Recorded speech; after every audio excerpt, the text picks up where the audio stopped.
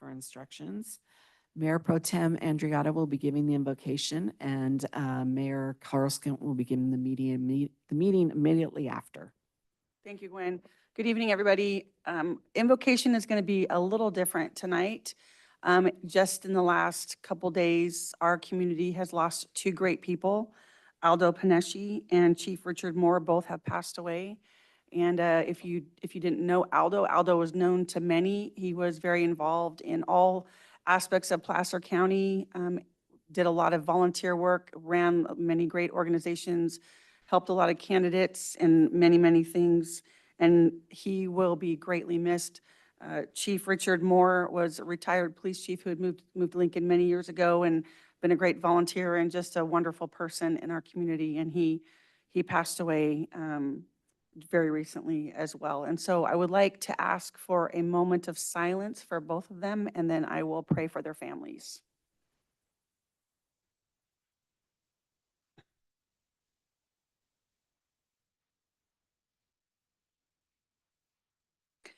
Lord, we just thank you for these two beautiful people that we had the pleasure of knowing, both very different, but both very important to our community and to the region. And Lord, we don't pray for them because they are with you now. And so we thank you for that. Thank you that they are no longer suffering and in pain and dealing with health issues. But Lord, we pray for their families. We pray for their wives and their children and grandchildren and extended family and all of their friends who loved and cared about them. God, we pray for your comfort and your peace in ways that only you can provide. Lord, I ask that you be with their families in the days and the weeks to come with the flurry of activity of services and plans to make and things that they have to settle. But Lord, I pray for a special touch for their families in the weeks to come when all the visitors leave and when the food stops coming and when the activity slows down and they are left in the quiet of their home. And I pray that your spirit will be with them, that your presence will comfort them and be with them and help bring people around them that they're going to need. And so we ask all this in your name, and we pray that you be with our meeting tonight, and we thank you for your presence. In Jesus' name, amen.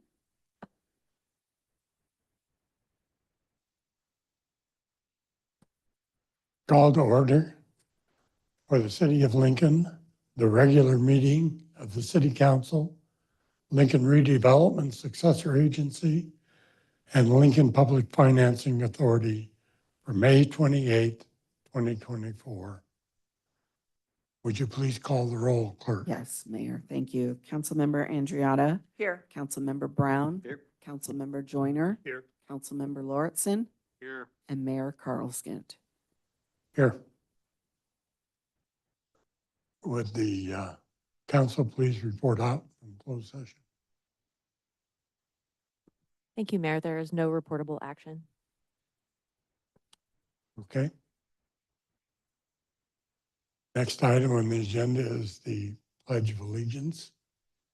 I will lead us. I pledge allegiance to the flag of the United States of America and to the republic for which it stands, One nation, under God, indivisible, with liberty and justice for all.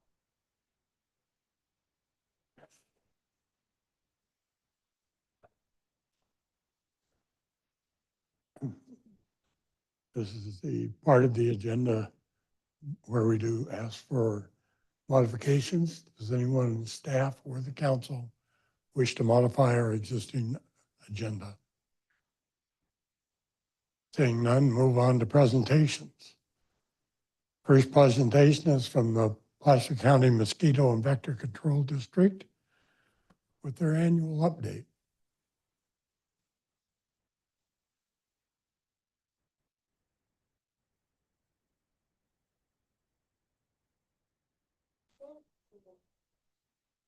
There we go.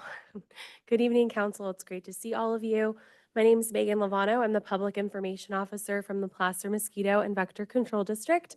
I come out here every year and give an update at what's going on at our district. So I'm hoping to share some new information of what's been going on. I like to remind you what our district's mission is, but it's to effectively and efficiently manage the risks from vectors and vector-borne disease in order to protect public health in Placer County. We are a special district. We're governed by California mosquito and vector control law. We have a 7-member board of trustees. Each member represents the different cities in Placer County, and then 1 member represents Placer County as a whole. The city of Lincoln has been represented by Peter Gilbert for a very long time, who I know is close with the council, and he's been doing a great job sitting on our board. We have 25 full-time staff members and seasonal employees and interns. And then our service area is all of Placer County. And each part of the county, we kind of separate them in 3 different areas, deals with different vectors and different vector-borne diseases. In the west, we're dealing with mosquitoes and West Nile virus, like down here in Lincoln. In Mid-Placer, we're still dealing with mosquito issues, but we also have ticks and Lyme disease. And then up in East Placer, we're dealing with yellow jackets, rodents, and then still dealing with pesky mosquitoes. A little bit more about what we do in the programs that we have at our district. We follow an integrated vector management approach, which is basically a decision-making process. And within that approach, we have different programs. So we do vector and disease surveillance. We have a chemical control program where we actually treat to try to knock down these mosquitoes that have the ability of spreading deadly diseases. We have biological and physical control. I'll talk a little bit about our mosquito fish program in a second. We do community and school outreach.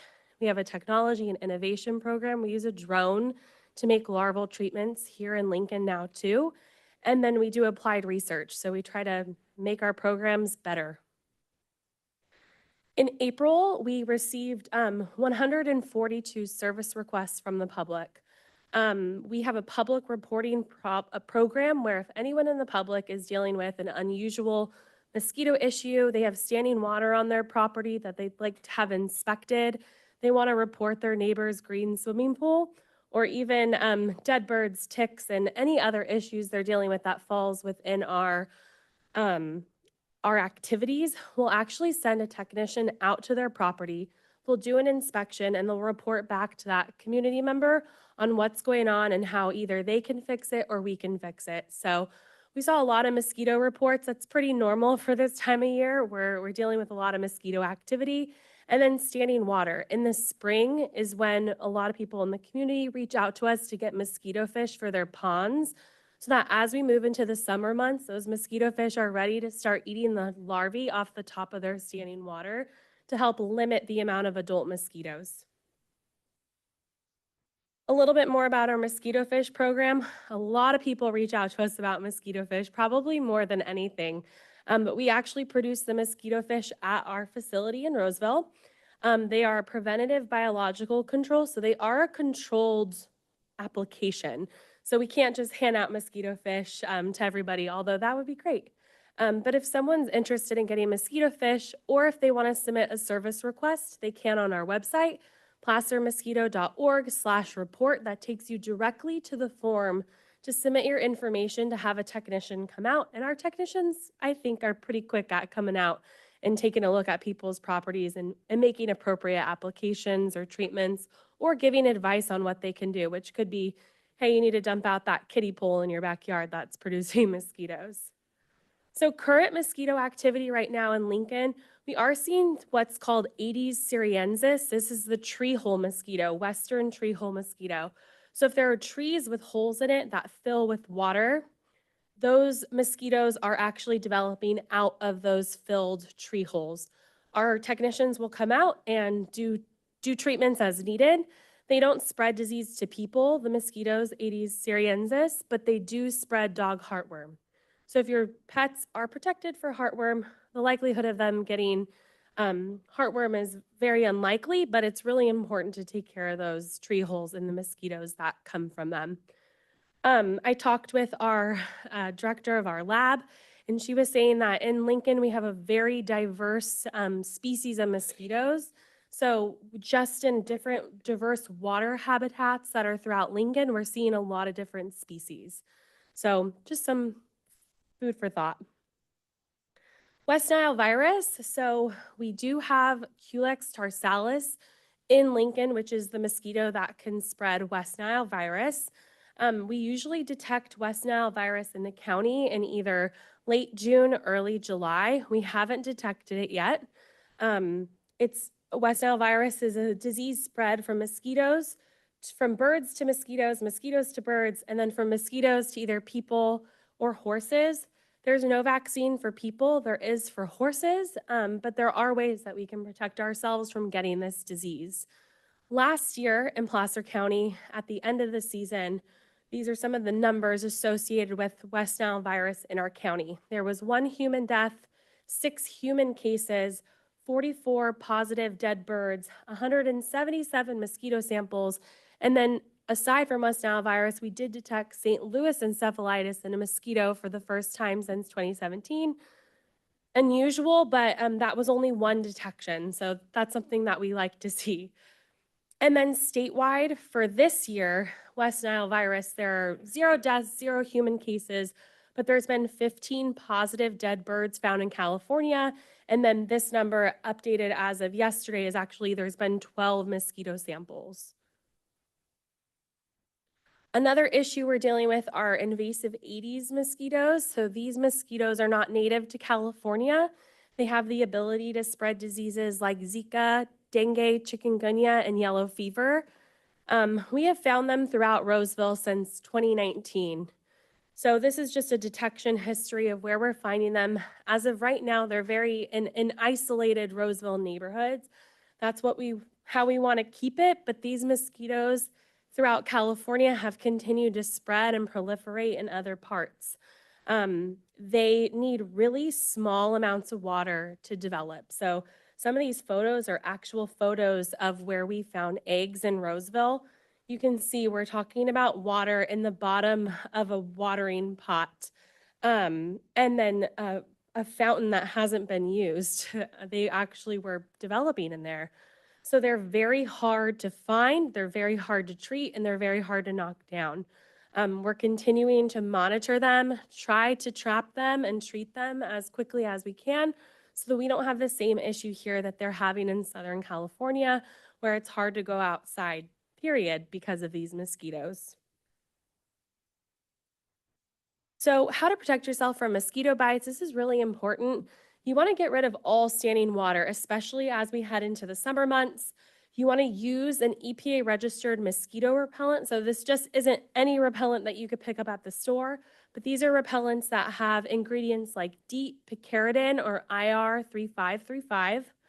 Making sure your windows, your screens on your doors, and your windows are in good condition so mosquitoes can't come inside your home.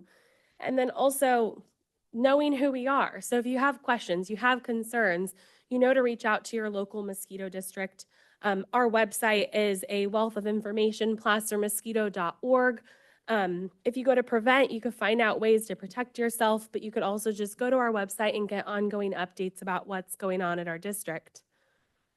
We're in the season where we're asking people to report dead birds. So if you're finding a dead bird on your property, this program goes through the state, the California Department of Public Health.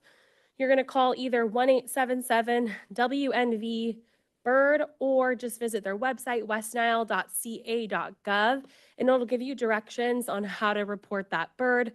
Basically, you send it in through the statewide program, and then our local technicians will come pick it up. We'll test it to see if it has West Nile virus.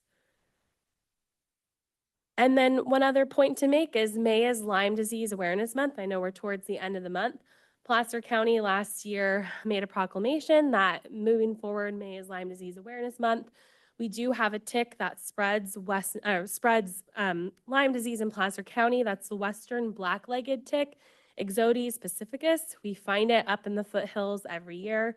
It's really important to protect yourself. So these are some of the tips, but defend yourself with a tick repellent, same repellents that you use for mosquitoes. You want to dress protectively and stay in the middle of a trail when you're hiking. Discourage ticks from around your home by clearing debris. They like that thicker debris.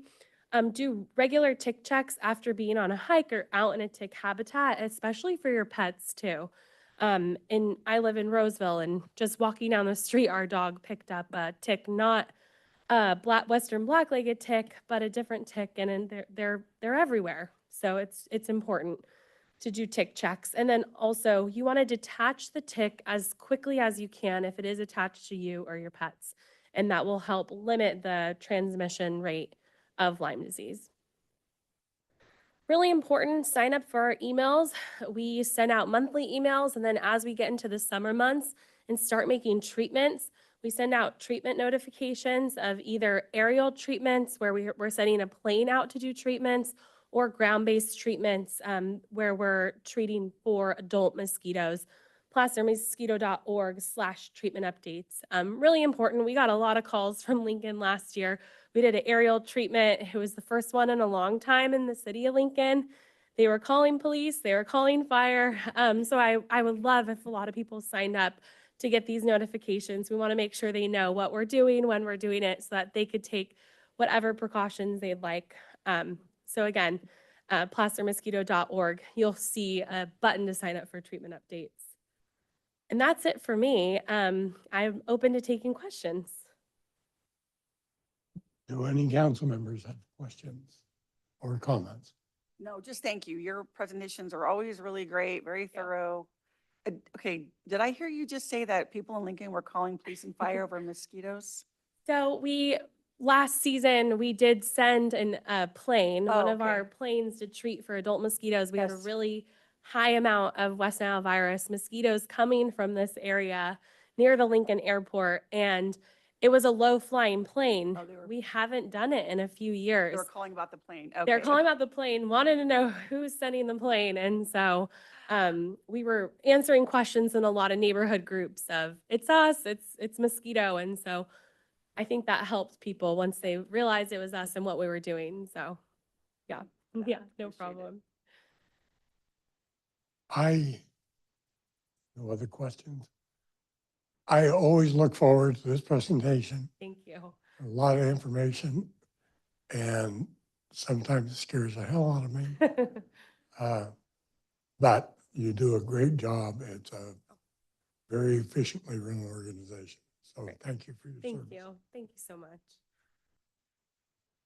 We should actually put you together with Aaron, who's doing all of our PIO work now. So the next time Awesome. you go to spray, we can get that announcement pushed out Perfect. to everybody. They can get their windows closed. Great. Thank you. That would be great. Yes, I will reach out. Thank you. All right. Thank you so much. Any Oh, one from the audience? Seeing none. Thank you Thank very you. much. Next item on the agenda is a library presentation about lifelong impact.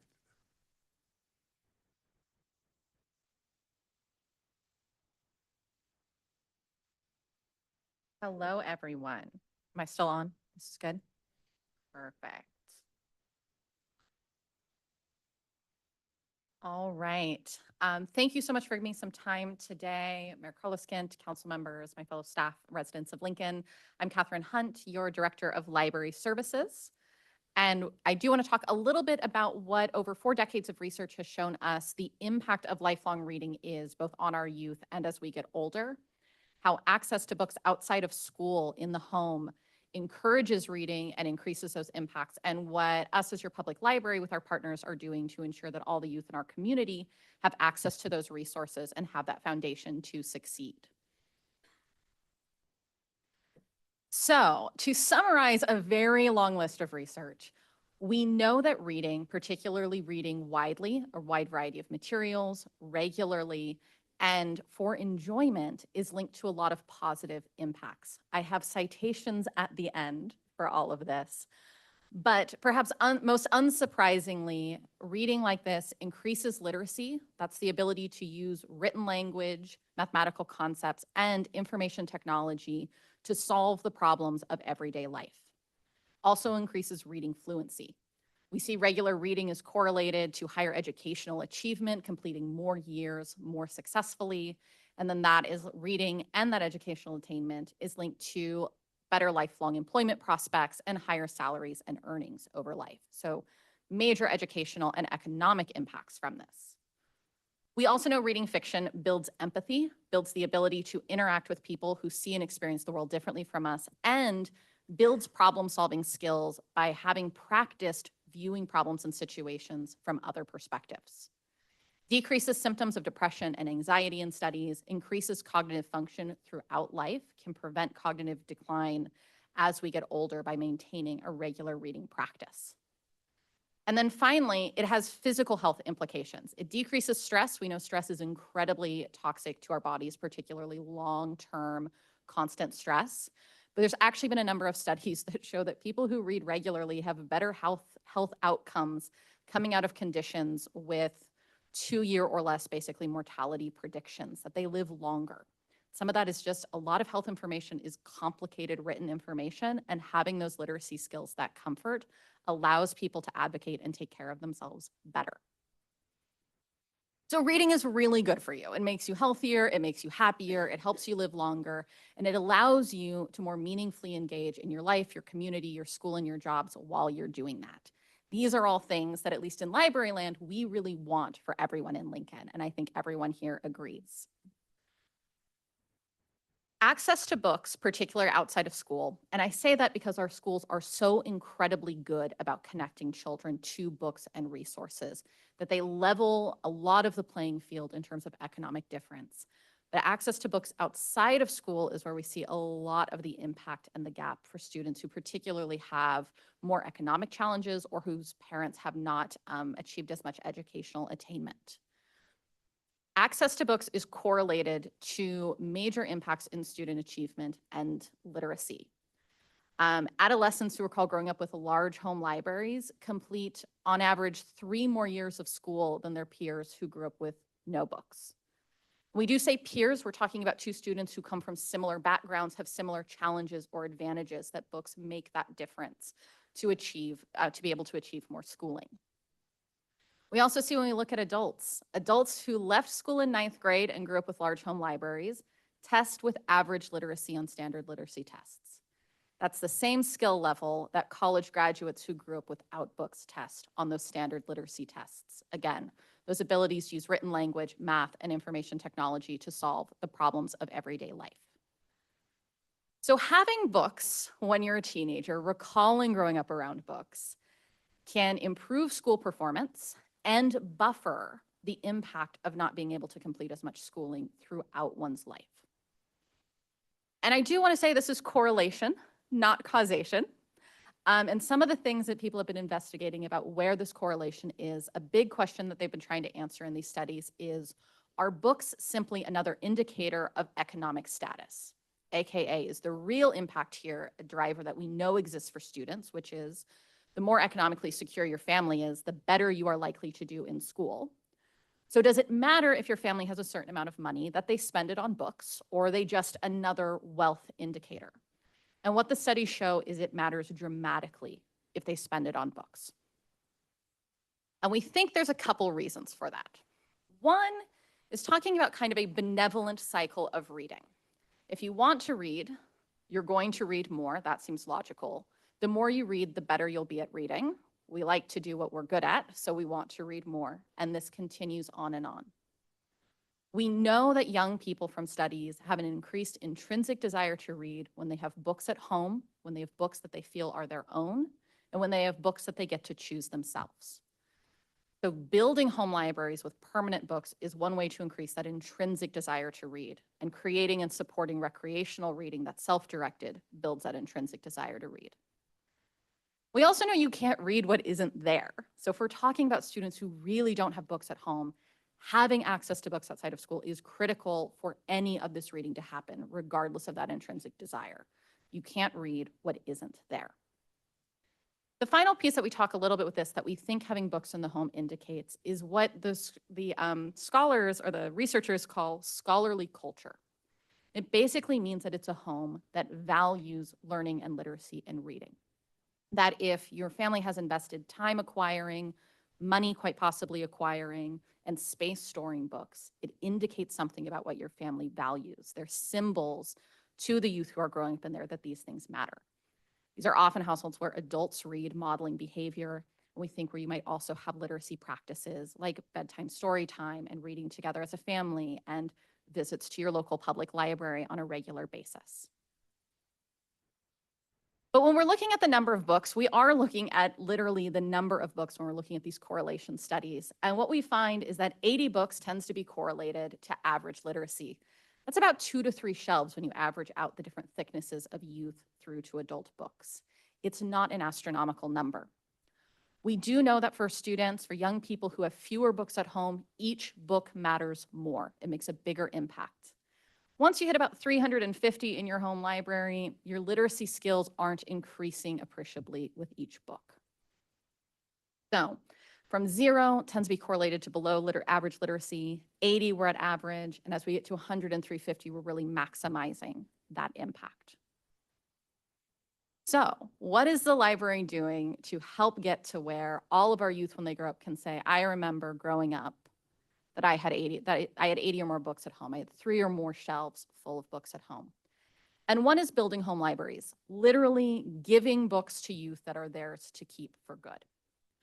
A new initiative we're starting this year with our family literacy program and in partnership with both the Friends of the Library and Lighthouse Family Resource Center are our Read With Me Baby Literacy Kits. These give 2 board books and a wealth of early literacy material to some of the families most in need in our community. Lighthouse helps us distribute these to new parents who have the least amount of resources to invest in books because they are so busy investing in the basic necessities of taking care of their new child.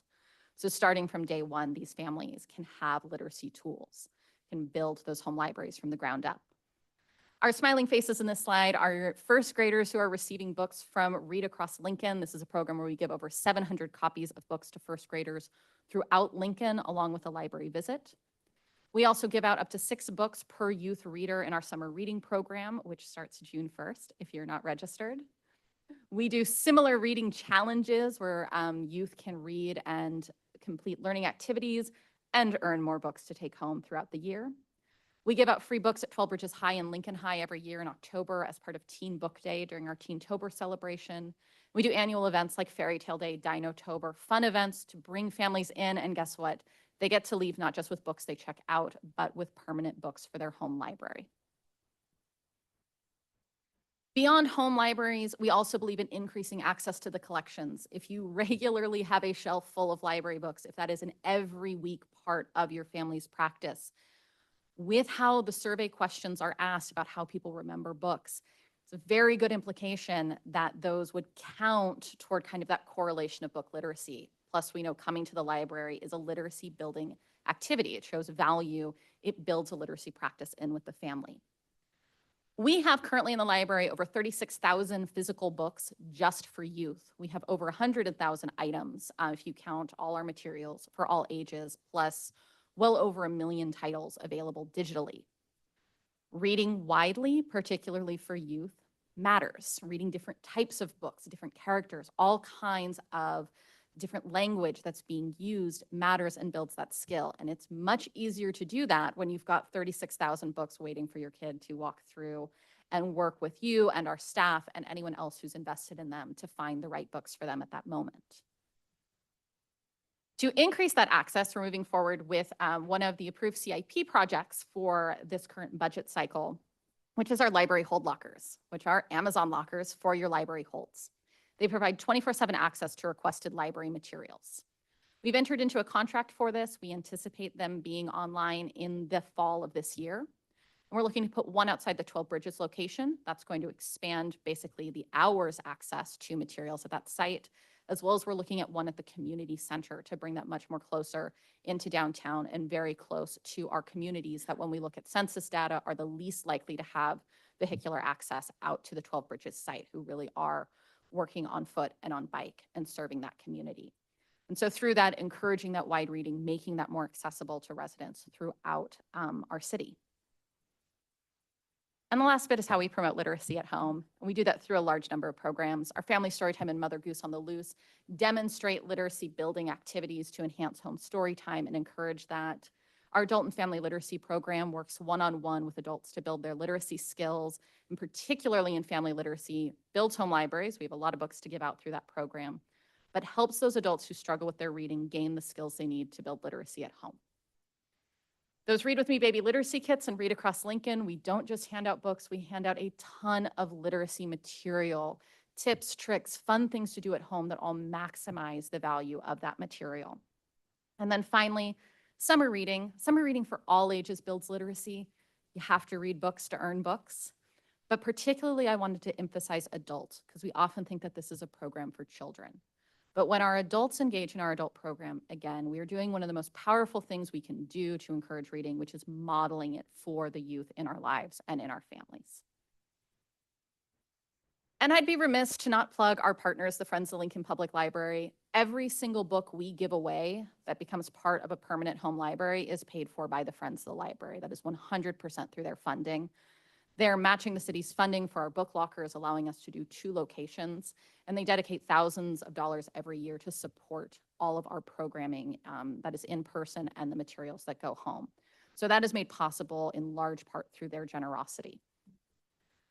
There's all those citations if anyone's interested, and I'm happy to answer any questions. Awesome. Love it. And thank you for putting the lockers at the community center as well. That is amazing. I think that's going to be a really great program. And I love everything that you do at the library. We have a beautiful facility and you take great care of it. And what I love about you is your passion for reading and literacy of all ages. Thank you. You're a rock star.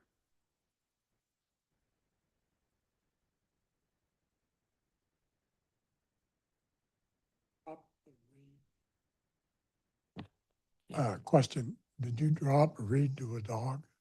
It didn't show up on your list. No, we did not. We do still have Read to a Dog every 3rd Saturday. Yes, which is a great program to build My reading skills. granddaughter loves it. She really does. She doesn't like dogs, but for some reason, Likes reading to a dog. That's awesome. she got that from somebody. Yeah. Okay. Anyone from the audience have any questions or comments? Nobody online either? You know what, I will say, I didn't know that your summer reading program was for adults as well. Yes, so we do have it for adults. We also have it for teens as well. That's awesome. So all ages, everybody can do that. What's your, typically, how many adults participate in that every summer? We have a couple hundred every summer. By far, youth is our largest demographic, but we do have a couple hundred who take part every summer. Great, thank you. I got Love it. another question, comment. More than 350 books in the library is no good, doesn't do any good. What did that say? Because that scares me.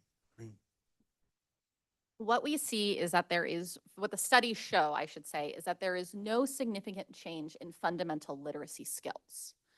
Up to about 500 books, we do see improved basically educational attainment. And as you get over 500 books, most of the studies are looking at fundamental literacy, so they don't follow out that far. Logically, I would assume that you're still increasing the amount of those other impacts you get for fiction, empathy, for nonfiction, base knowledge that allows you to interact with the world in more interesting ways. But for fundamental literacy, it seems like I can 350. understand that. Your vocabulary is good by then. You're going to be able to parse the written language we use for daily life. Okay, thank you very much. Thank you, Catherine. Thanks, Catherine. Next item on the agenda is public comment on items not on the agenda, but are still within the subject matter jurisdiction of the city council. Is there anyone in the audience wishing to make public comment? I can't see any hands raised. None Nobody online. online. No hands I are raised. close public comment. Next item is the consent calendar. These items are voted as with one vote unless an item is pulled from the agenda by the member of the council staff or the public. I have 2 items that have been requested to be pulled by the public, 8B and 8L. Are there any other items that someone wishes to pull online? No hands are raised, Mayor. Being that, I'll entertain a motion for the remainder. I'll move. Pardon me? Have a request. for a Those while. items were pulled, Mr. Garabedian. They'll be your That's two been voted items, 8B and 8L, were pulled off consent and will be acted on That's what you asked after. for, right? I asked for 8B, but I also, yes, those are the two. Yes, correct. so those are, yes. Wanted to be sure. Okay. Thank you. So I second. I have a motion and a second. Yes, May I have Council, a roll call Councilmember vote? Brown, Yes. Councilmember Andriotta, Yes. Councilmember Joyner, Yes. Councilmember Lauritsen, Yes. and Mayor Carlskent. Yes, So we will. a procedural question, if I may. Now that we are meeting in person, we don't have any council members online. Do we have to take a roll call vote? Or can we just do, yes, I don't know, do a voice vote from here forward? for consent. You have to think to do that. You have to- Easier just to always take All right. voice. I think for the next 4 months, that's what we'll do.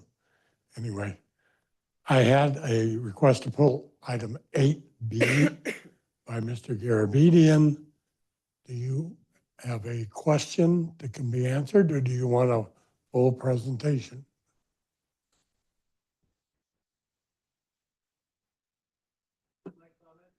You. Well, if you have a simple question, it's better just to ask that. And Well, I don't know is if I this mic on? Hello. Yeah, thank Yes. you. Well, there are three broad categories. That means about a minute each, and I don't really think I can cover in a minute each, but I'll do my best I can. First of all, I'm not making a legal opinion here. I haven't evaluated any of the legalities.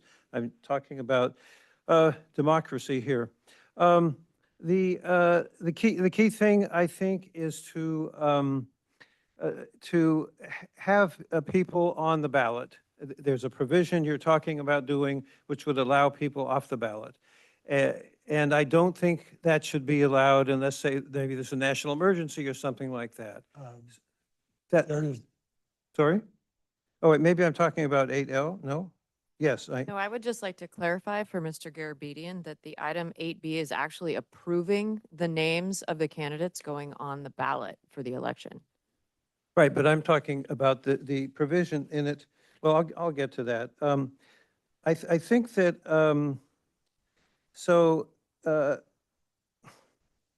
actually, I don't know how to say this in such a short period of time.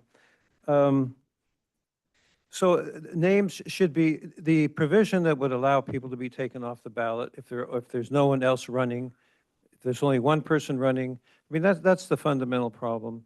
And that's because people should be able to vote, yes, if they want to, or not vote. You know, when the number of votes drops off for one position, you know that compared to other things on the ballot, that's important. It's important for someone to be able to write in too. And I think a major reason to always have that one person running is that would affect other people. They might want to decide, well, gee, nobody's running against that person. I want to run against that person. And that's a key decision they might make right there when they're faced with the ballot, thinking about the next question and noticing that there's no one there. So I think we always want those names on the ballot unless there's a national emergency or some good reason. But in that case, there would be a national emergency. So I'm quite concerned. I think that people whose name aren't on the ballot should consider how they got on here and consider whether they should do something to acknowledge that or reconsider that in some way. It's really a personal decision I think they would need to make because the council and the city have already voted on that.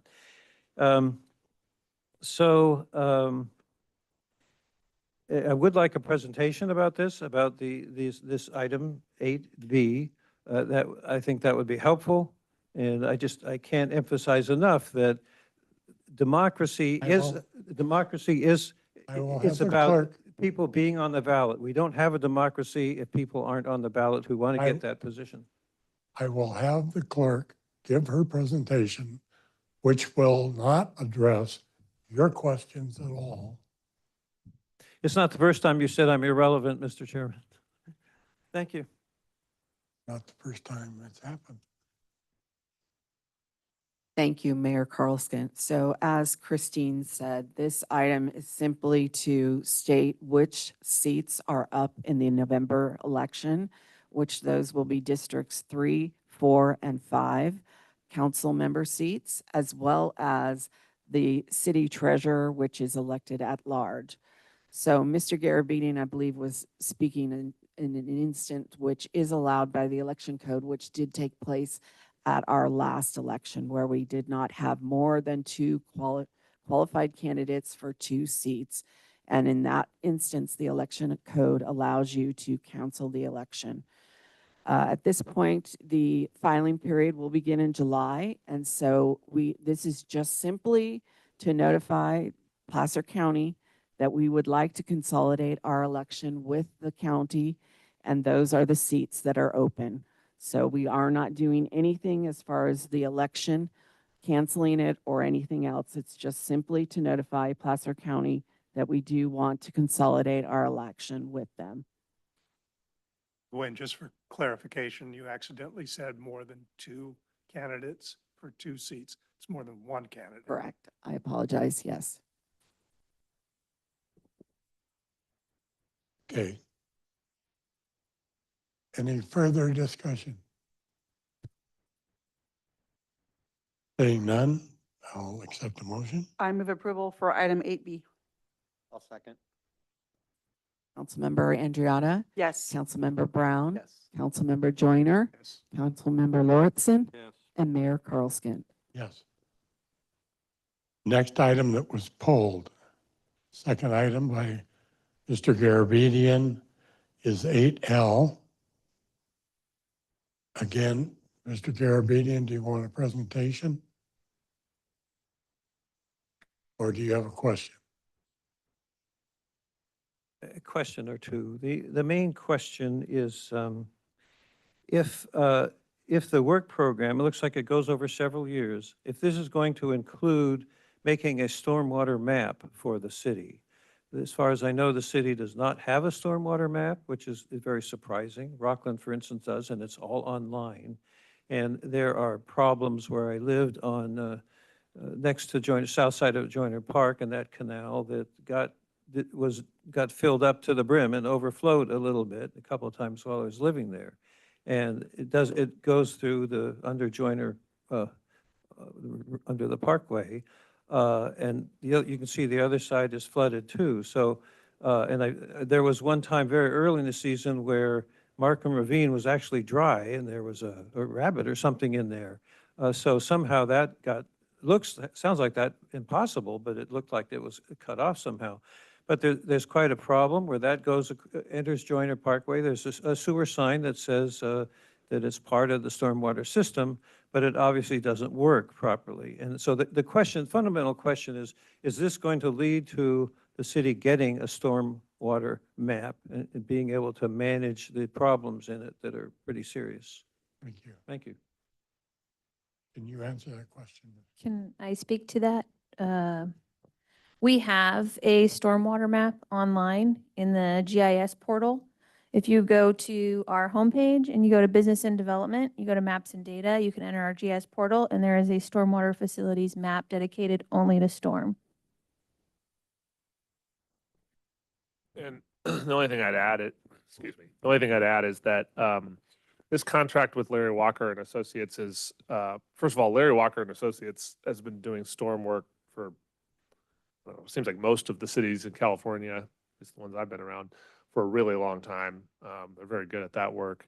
And the contract is, I'm sure the work that they will do will contribute to that map to the extent that the city has grown since the last time he's looked at those things.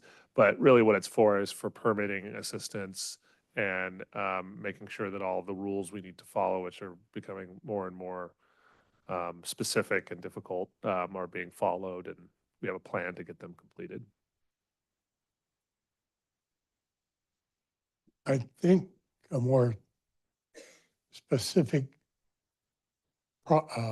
question or problem identified was that the only stormwater map we have is online.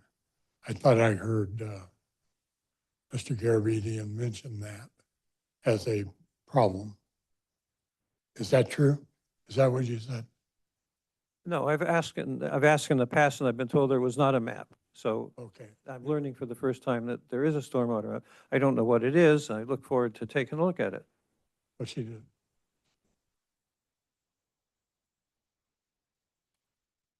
I can email the link to you.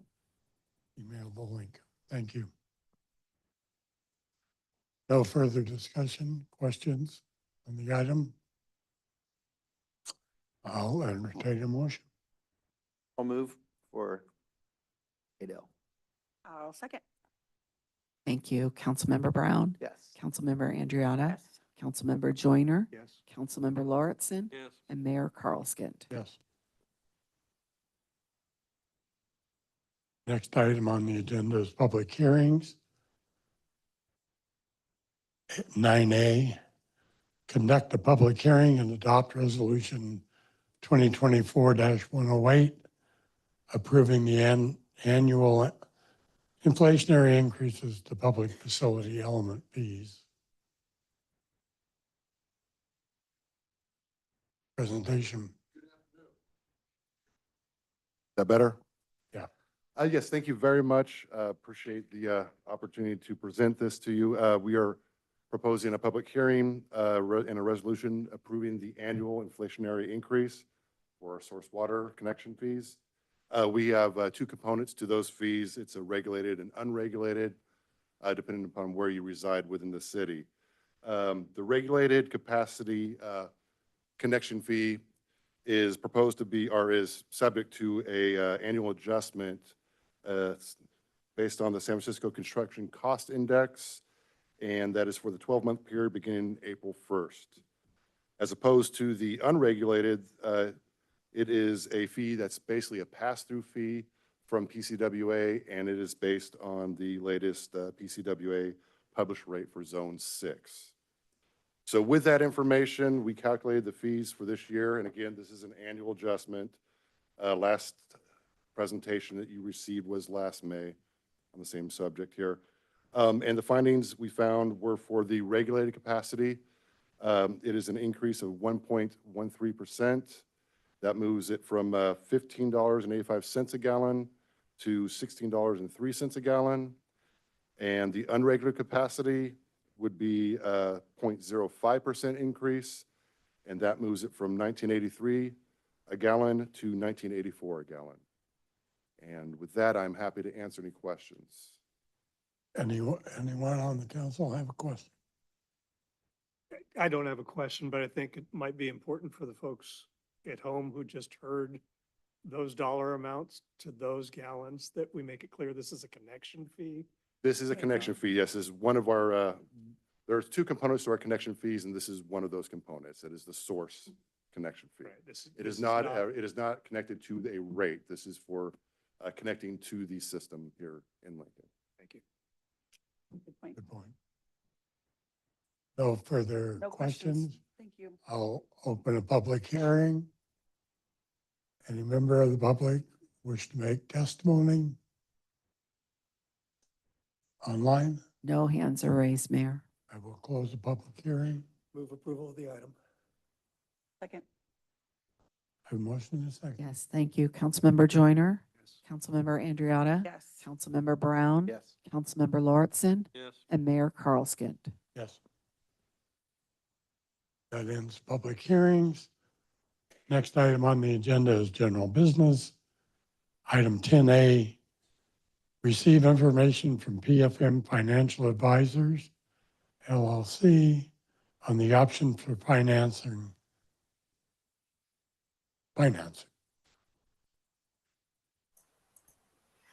Good evening, Nita Racker, this is the city manager for the city, and I will be introducing this evening Jaime Trejo. He is our municipal financial advisor with PFM, and he will be providing information on the three options available to the city regarding financing the previously approved solar project. It is a very large project, over $11 million, and so we wanted to take a look and present to this council the different options available for you. Jaime, are you online? I am. Can you guys hear me? Yes, we can. All right. Thank you. Good evening. Thank you for the opportunity here to speak on this topic. My name is Jaime Trejo. I'm a senior management consultant with PFM Financial Advisors based out of San Francisco.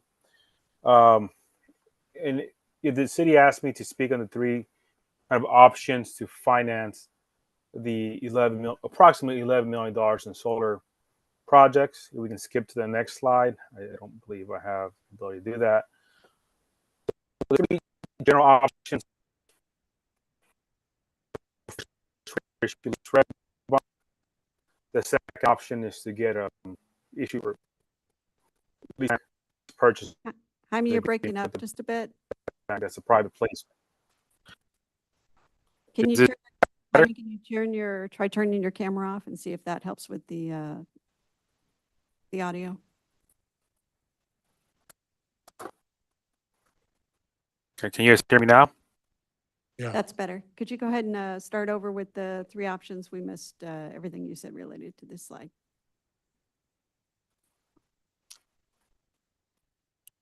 Sure. Finance. First, national bond, It didn't which turn. is sold via public sale. Second, I'm sorry, Jaime. You're still broken up pretty bad. Go ahead and turn your camera off for us, please, and see if that helps a bit. okay, let me turn. All right, let me turn it off. Is that better? Yeah, let's go ahead and try this one more time.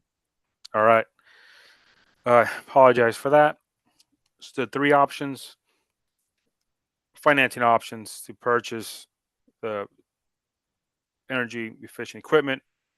First one is lease revenue bonds, which is sold via public sale. Second option is getting a loan to the iBank, which is a state-run program. And the third option are lease purchase agreement, which is a loan through a private bank. So the first option is pretty typical structure the cities use to finance generally public buildings, not so much equipment. It's a little unusual to finance equipment through lease revenue bonds, and we'll get into why. The second structure is the iBank. iBank is somewhat subsidized or below market rate interest rates that are provided to a variety of uses around the state. Local entities, private entities, nonprofit can access the iBank. And the last option is lease purchase agreements I mentioned earlier. This here is where the lease equipment is pledged. That's the collateral. And the city takes it a loan against equipment. We use a private placement agent to find the lowest interest costs with banks. And we have an RFP out for that right now. If we can go to the next slide, please. Here, I wanted to look at the leaseback structure. It can get a little complicated, but if you were to issue lease revenue bonds to finance this project, that would mean that the public agency, you'd be the lessee, the city of Lincoln. And this is the process you did with City Hall. You'd have a JPA be the lessor. The lessor borrows the money from investors and provides those proceeds to the public agency in exchange for lease rental payments. In this structure, as with the City Hall lease revenue bonds, you'd have to pledge an asset or a set of assets that have a value of around $11 million, equal to what you want to borrow, and they need to be essential. This could be a mix of public space or parks, buildings. Typically, it's police stations, city hall, fire stations, parks are typically what get pledged. And that would be if you did lease revenue bonds with a public sale or through an iBank, you would have that structure.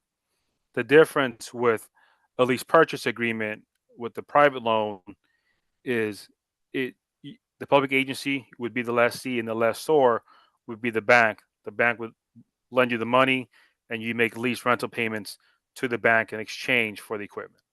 So it simplifies the process and you don't need to encumber a city asset through a private placement. Next slide. On the next couple of slides, we're going to go through the general assumptions on this. and these are basic, kind of base cases. The debt can be structured in a variety of ways, but here we're just looking at level debt service. We use some interest rates and some assumptions from the prior month and current month. Pretty standard. We're assuming the 20-year borrowing, no debt service reserve fund, and that's important because that lowers the amount of debt you have to borrow. And these are rates for the lease revenue bond to the iBank as of 4/25. That was the most current term sheet we received from the iBank, and the bank loan rate as of last week that was provided by the placement agent. Next slide, please. Here's a summary of the base case financing for an $11 million project. 20-year term, that means you pay back the debt over 20 years, all have level debt service. Again, the debt service could be structured in a variety of ways to match the savings or potential savings from the energy efficient projects. The effective interest rate here is a TIC. It's not the actual interest rate you pay.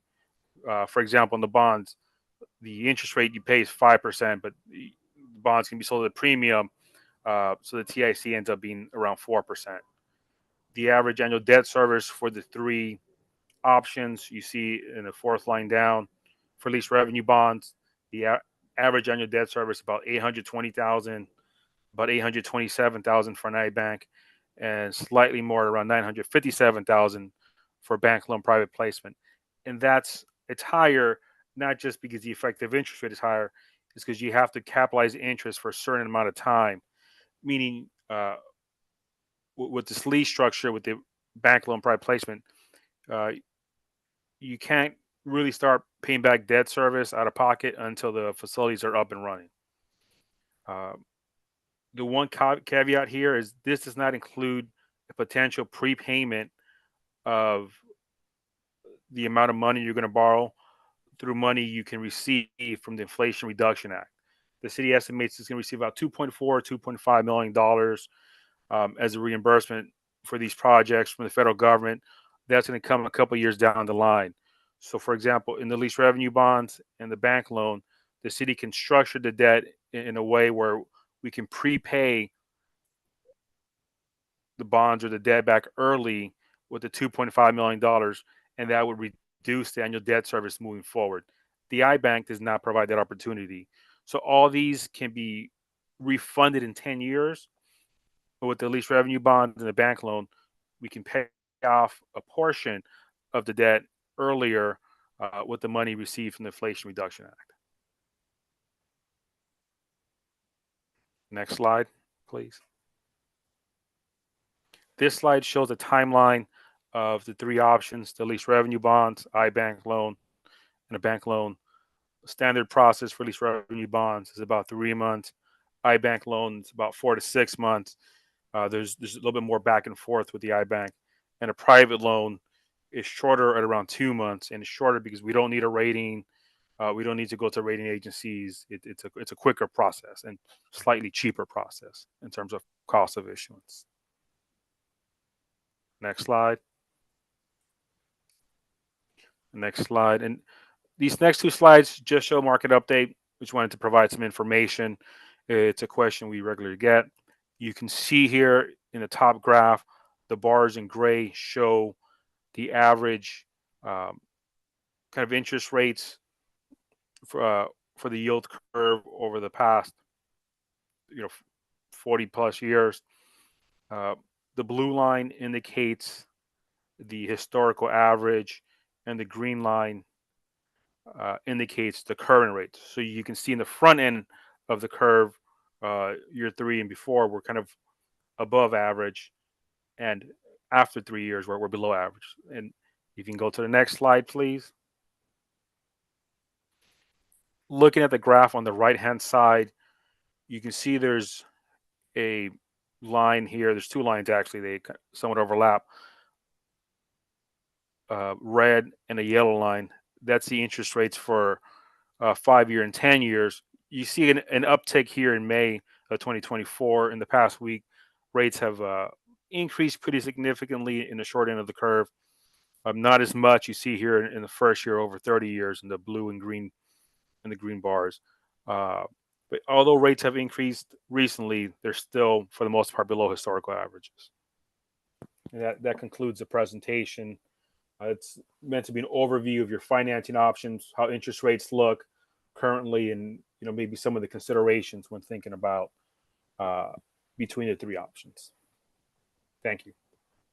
I just wanted to take a moment just to kind of recap the pros and cons of the three options. For the lease revenue bonds, the city would be required to collateralize assets because of our primary assets such as City Hall and the Courtyard are already collateralized under bonds. We would be looking to cobble together buildings and even open spaces, as Jaime stated. We can do things like include parks and some of the smaller buildings like the Civic Center in order to put together $11 million worth of assets to collateralize lease revenue bonds. They also have a little bit longer period of time in order to accomplish, not as long as the iBank, but about 3 months or so in order to accomplish the lease revenue bonds. They are a more expensive process than the bank loan or direct placement. As far as the iBank goes, it does have a lower stated interest rate, as Jaime said. However, it is the longest process. It takes 6 months. It'll take the full 6 months. They say 4 to 6 months, but it takes the full 6 months. Also, they do require you, again, to collateralize assets, to put those assets up against the loan. There is no prepayment option with the iBank. Once you take that loan out, it's there for the 20 years. That is the entire payment amount, which does affect the city's savings that would be achieved through those energy savings or those energy equipment. And they have a very high origination fee, a 1% origination fee in order for that loan.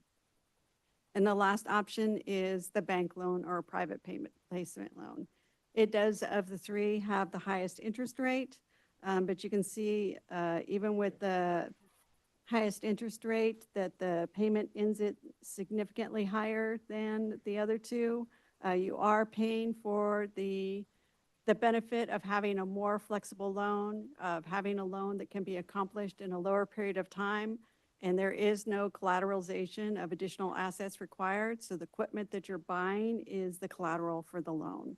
So that gives the city the freedom and the ability to use its assets for other things should a more dire need arise.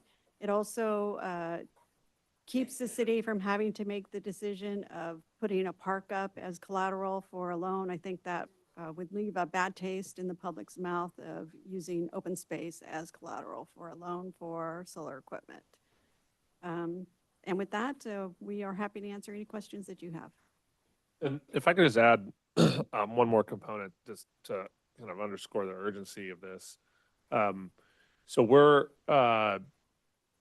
running up against some pricing and supply chain issues on our project. And so the reason why we're bringing this to you way in advance of actually having it placed and you get to see all of the nitty gritty detail is we wanted to get kind of clear direction so that we can move quickly on getting that financing rolling so that we don't lose the pricing that we've received thus far. And I think we've got not that much time left. Maybe, do you know, Matt, a couple months maybe at the most? Yeah, the prices changed the end of the calendar quarter. Sorry, Matt. Yeah, I know the vendor's trying to hold their pricing, but they're not sure of the labor contractual changes that will be in place after July 1st. But the sooner the better. Their vendors, they're going to try to hold their pricing. And they figure it would be probably low single digit adjustments if there is an adjustment. But they're obviously motivated to move forward on the project. And on the financing side, what I just say, we've looked at this 50 different ways, and getting past the psychological issue of collateralizing public space, just for a moment, separately, just from a financial perspective, when you collateralize an asset, you take that asset out of production for some other great need you may have in the future. And I'm hoping we never have a situation where we have to borrow against public property, but it happens. And so you want to retain that ability if possible, and probably not under a project like this, which is designed to provide savings. We also did some loose math to figure out if we apply the tax credit to the loan, if we went with a private placement, we can close to match what our anticipated savings would be if we went at one of the other two options that's a lower rate. So it probably won't change the amount of money we save over the term.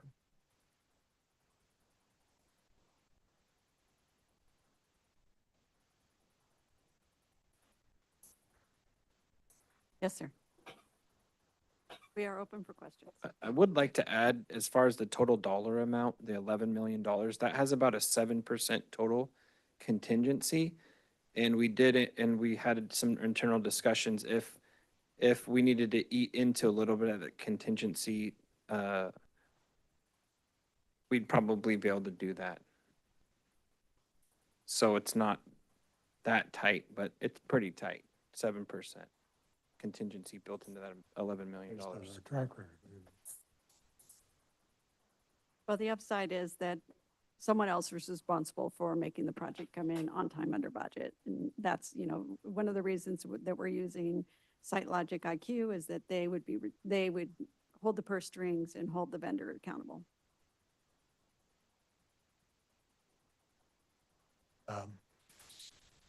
Comments or questions from the, No questions. We've kind of churned this around quite a bit over the last few months. I think each of us individually has sat down with staff and worked our way through it as well. And nothing in tonight's presentation has caused me to redirect my thinking about what our best option is. And for me, at least based on what I've heard tonight and discussions we've had, option 2, the private placement, is the better route for us to go. That option 3.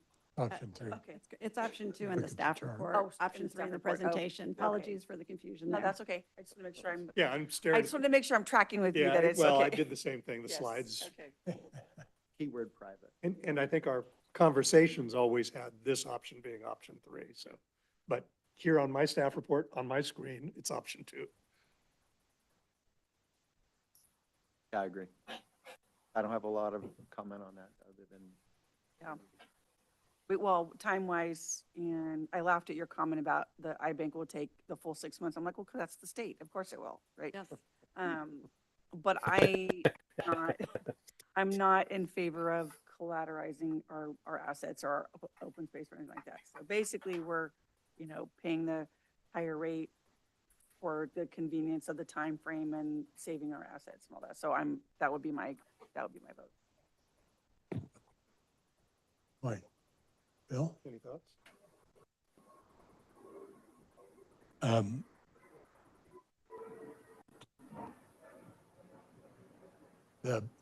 Which surprised me, private placement is, from a flexibility standpoint, surprised me because I was enamored for a while of going out with bonding. The flexibility gain, besides the non-collateralization of assets, the flexibility and use of the tax to reduce essentially it would still stay level, correct? It would just shorten the term. Yeah. Okay. Yeah. And the fact that this is dealing with power savings, and that's so amorphous that the more flexibility on the potentially positive side,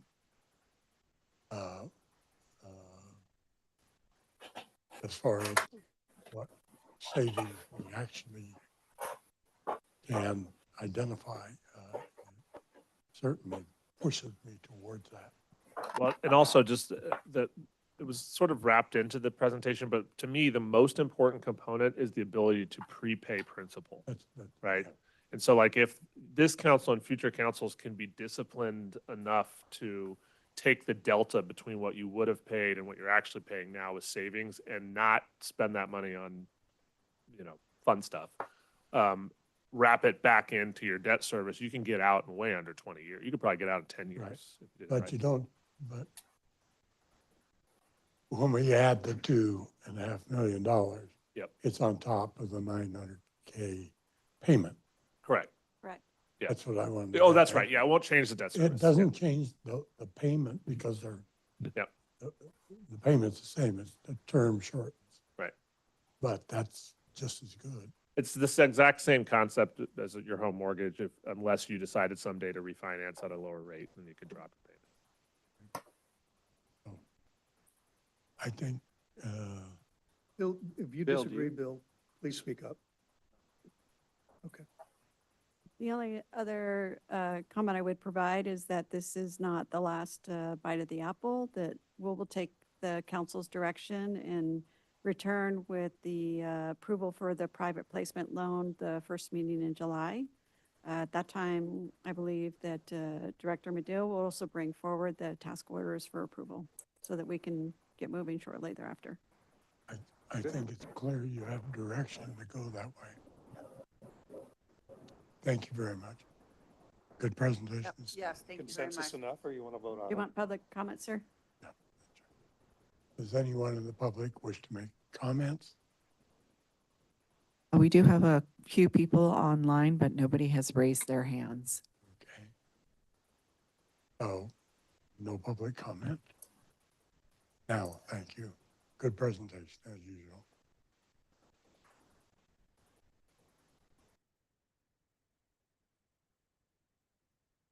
Next item on the agenda is to adopt resolution 2024-109, reclassifying building inspector position to plans examiner classification.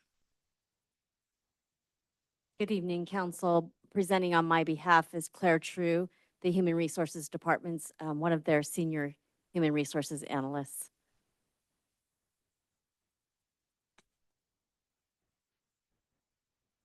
Okay, sorry. Good evening, Mr. Mayor and City Council members. So the Community Development Department recently identified the need for a classification to perform plans examiner duties. This will allow them to better serve our customers as well as alleviate the need and the city's dependency on consultants. So to fulfill this need, we created a plans examiner classification series. And the item before you is a request to reclass an existing vacant building inspector position and reclass it to the plans examiner classification and approve the related salary schedule. There's no fiscal impact related to this request as the salary schedules for both classifications are identical. That's all I have. Do you guys have any questions? No, it's very straightforward. Mr. Garabedian, that he has a comment.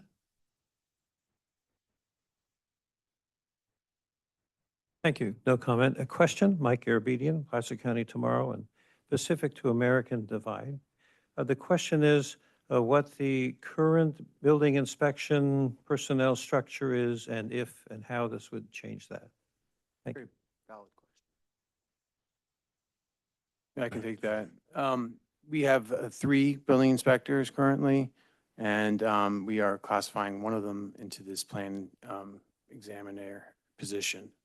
So we think it's a great move, and we currently use consultants for that 3rd building inspector position. So because the inspection is going up and down, so we can develop a plan examiner in-house. The additional value is that for as far as from what I've talked with Christian and Will, we have almost always outsourced all of our plan review to a third party. To I call them plan factories. They just go into some place somewhere and someone reviews them and they come back. And that's fine. It works okay. But from a customer service perspective, it's really great to be able to have for certain types of projects, an in-house plan reviewer that you can actually go speak to and could explain, here's what's wrong with your set, or, get some actual feedback that's not filtered through a staff person to the resident. And so I view it at least as a customer service improvement too. Yeah, I would just add, it also helps us review our consultants and keep them in check too. So we have that in-house capability, so. Yeah, I'm really excited about this. So I am. thank you for doing this. I mean, consultants are great, but the more we can do ourselves, it's way better for us. And I'm really excited about this. At some point, when you have a ton that needs to be reviewed, other than the efficiency of having someone here, getting stuff to the customers, obviously for that reason, but you end up spending more on a consultant than you would on an in-house person. You do, but the reason that we went contract for so much during the recession, we had to flatten the organization. We didn't need the overhead of all those employees on staff. And Yeah, so no, it made sense at the time. Yeah. Well, Things and are it- better and it- now. And it still does to in some areas, like for sure. But we're at a place now where we can kind of scale that back a little bit, and the customer service piece of it is really Yeah, important. So, completely yeah. agree. Just don't Yeah. want the history of those Oh, no, no, decisions no. to be lost. Totally That get was you. not Yeah. getting that.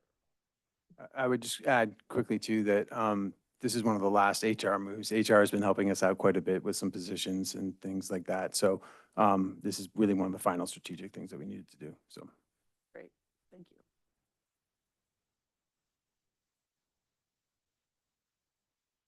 Public, Yeah, I know very this is good. Mr. Gary Bean. Nothing more from the council. Any other public comment other than Mr. Garabedian? No one online, Mayor. Close public comment on the item and bring it back to a vote. I move approval of item 10B. I'll second. Thank you. Councilmember Andriotta. Yes. Councilmember Brown. Yes. Councilmember Joyner. Yes. Councilmember Lauritsen. Yes. And Mayor Carlskint. Yes. Next item on the agenda is 10C, Resolution 2024-110, authorizing the transfer of funds from CFD 2005-1 Sorrento to PFE Transportation Fund. Assistant City Manager or CFO? Assistant City Manager. Depends, which hat would you like to, anyways. This is the continuing saga of the bond cleanup for the city. We brought forward an item just a couple, 3 meetings ago to clean up one of the other bonds, and this is the next one in line. The good news is we have one left. So I hope to only be before you 1 or 2 more times regarding these types of items. But we are requesting a transfer from Fund 874 to Fund 240. We, through extensive research, have determined that this project was completed and paid for out of Fund PFE Transportation, Fund 240, and we just need to pay that fund back for the work that was already done. And part of that, the next step in that process is seeking your approval tonight, and then we'll do all the back end work through the bank and the auditors, et cetera. Thank you. Any comments or questions from? Nope. Any- Pretty straightforward. Good job. Any comments from the public? No hands are raised, Mayor. Hands are raised. Bring it back for a vote. I move to adopt resolution 2024-110. Second. Thank you. Councilmember Brown. Yes. Councilmember Andriotta. Yes. Councilmember Joyner. Yes. Councilmember Lauritsen. Yes. And Mayor Carlskint. Yes. Next item on the agenda is item 10D. Receive and file a report on the status of water, wastewater, and sewer funds. Again, Assistant City Manager. Yes, so this is our one annual utility rate increase update. So just a reminder that last summer, the city conducted a Proposition 218 process and did not receive enough protest votes in order to preclude the rate increases that the city brought forward, the staff brought forward to city council. And so we promised to bring forward to council once annually an update on when those new rates are going into effect and also how the funds are doing. Just a reminder, these rates have been adopted and approved by council. The new rates are going into effect July 1st. We're looking at an average increase for a 10,000 gallon residential user of about $8 and $48.50 per month. These rate increases are much smaller. If you recall the painful first year with the very, very large rate increases, we are now on schedule, on track for regular rate increases, smaller rate increases that are more normal, I'll say, than that we had to implement in the first year. I just want to bring to your attention the second page of the staff report. I think it's really significant and important to note that before these rate increases were put into place, we were predicting a budgeted deficit of $4.2 million in the water fund and $4.8 million in the wastewater fund. Without these rates, those funds would have become bankrupt, and worse than that, we would have been in a position of not being able to provide the service to our community of clean water and effective sewer treatment. These rates did that. This painful process, these hard rates did that for this community. So as a result, the water fund is now going to have a projected fund balance of a positive $4 million, and the wastewater fund a projected fund balance of positive $7.7 million. We did also provide in here a graph of the rate increases. Water is going to go up 3%, sewer will go up 5%, and garbage will go up 13%. But again, these increases are more manageable than the first year increases. We did provide an update of the average bill. We also updated our bill estimator on our website. So any community member can go to the utilities website and check out the rates and estimate their own coming bill that will go into effect July 1st. And the clerk handed out as part of the meeting this evening, just an image of our rate sheet, which is available on our website. No action is required by council this evening. We're simply providing this information, and we're happy to answer any questions. No questions. No questions. I just appreciate the update and thank you for all the hard work. And I appreciate the update as well. I think it's really important when you talk about those positive numbers. That's not surplus, that we talk about the deferred maintenance and the replacement projects that are going to finally be able to move forward as a result of those funds. Yeah, we did schedule in the rate in the rates funds in order to be able to, as you say, take care of the deferred maintenance and just the repairs that have not been able to take place that end up being emergency issues instead of regular replacements. Scheduled in those rates is enough to replace 1 mile per year of water pipe. The city has 250 miles. So it's not enough to get the city to a place where we would all feel comfortable about repairs and replacements, but we are cognizant of the effect that these rates have on the community, and 1 mile a year is better than no miles a year. Thank you, Nita. Unless you're the public works director, would probably disagree with me.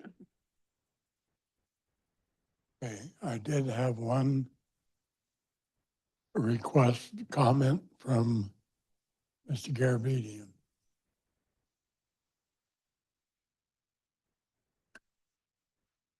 Thank you again, Michael Garabedian, Placer County Tomorrow. So the question I have is very specific, and that is if the expenditures on wastewater include beginning an investigation of the industrial pretreatment program.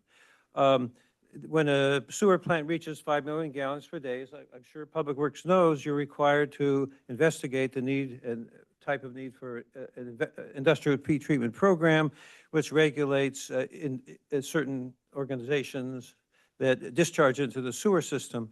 This, of course, brings up the North Auburn area sewer pipeline. That area was actually had a specific type of sewer plant for the industries there, like electroplater and so forth.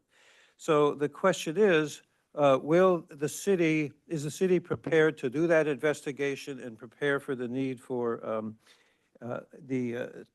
to see whether the city needs it? I've heard it said that it has only one possible discharger like that, but I think that there has to be an investigation because it's also looking at interference and pass-through and that kind of thing. And this is an issue I testified to Congress on in 1982 when they were reauthorizing the Clean Water Act, and I had experience with the industrial pretreatment program and its implementation and what it's doing, how it works. So that's really Just to, something that, in my opinion, the city would need to plan for to do that. And the question is that contemplated in the funding you're spending on wastewater?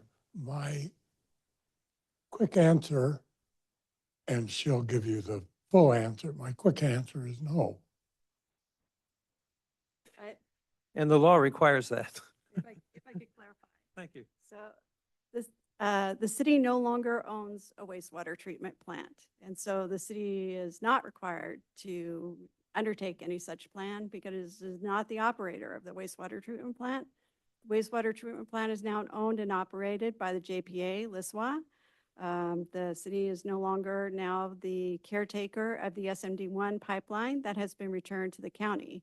And so the county may or may not be required. I can't speak to their responsibility, but just to expand on your answer that no, the city is not required because we don't own a plant. To expand, it was on the last LISWA agenda and was approved to assume that responsibility and the contract for the consulting necessary. Yeah, we do encourage Mr. Garabedian to watch those meetings or attend them in person. Thank you. So this is accept and receive. Mayor, just one quick thing. This is agendized as a receive and file report, but I just want to point out that the council has the authority to, since we're in a 5-year rate structure, so this is going into year 2, you do have the ability to have to be sort of a council initiated kind of business item, or but if something changed significantly, terrible swing in the economy and people were getting laid off left and right, things like that, and or some sort of major change in our water system that affected our costs, you can always charge less than has been previously identified. And so we would recommend at this point that you don't deviate from the plan as it's starting to materialize exactly how it was modeled.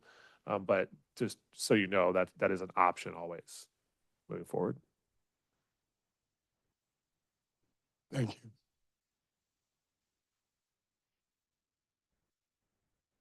The next item on the agenda, 10E, is to provide final direction to staff on proposed standard allowance and American Recovery Act expenditure plan.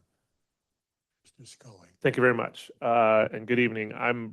Jen's going to pull up the neat sheet that Aaron put together for this. But basically what we did is, you may recall a couple months ago, we did an in-council meeting workshop on this item. It ended up being just too much to cover in a full council meeting. And so we did a standalone workshop downstairs that was open to the public, discussing how to allocate the remaining $3.3 million of unrestricted standard allowance revenues. And unless you'd like me to, I won't go through the difference between ARPA and standard allowance. I think it's a well-worn road at this point.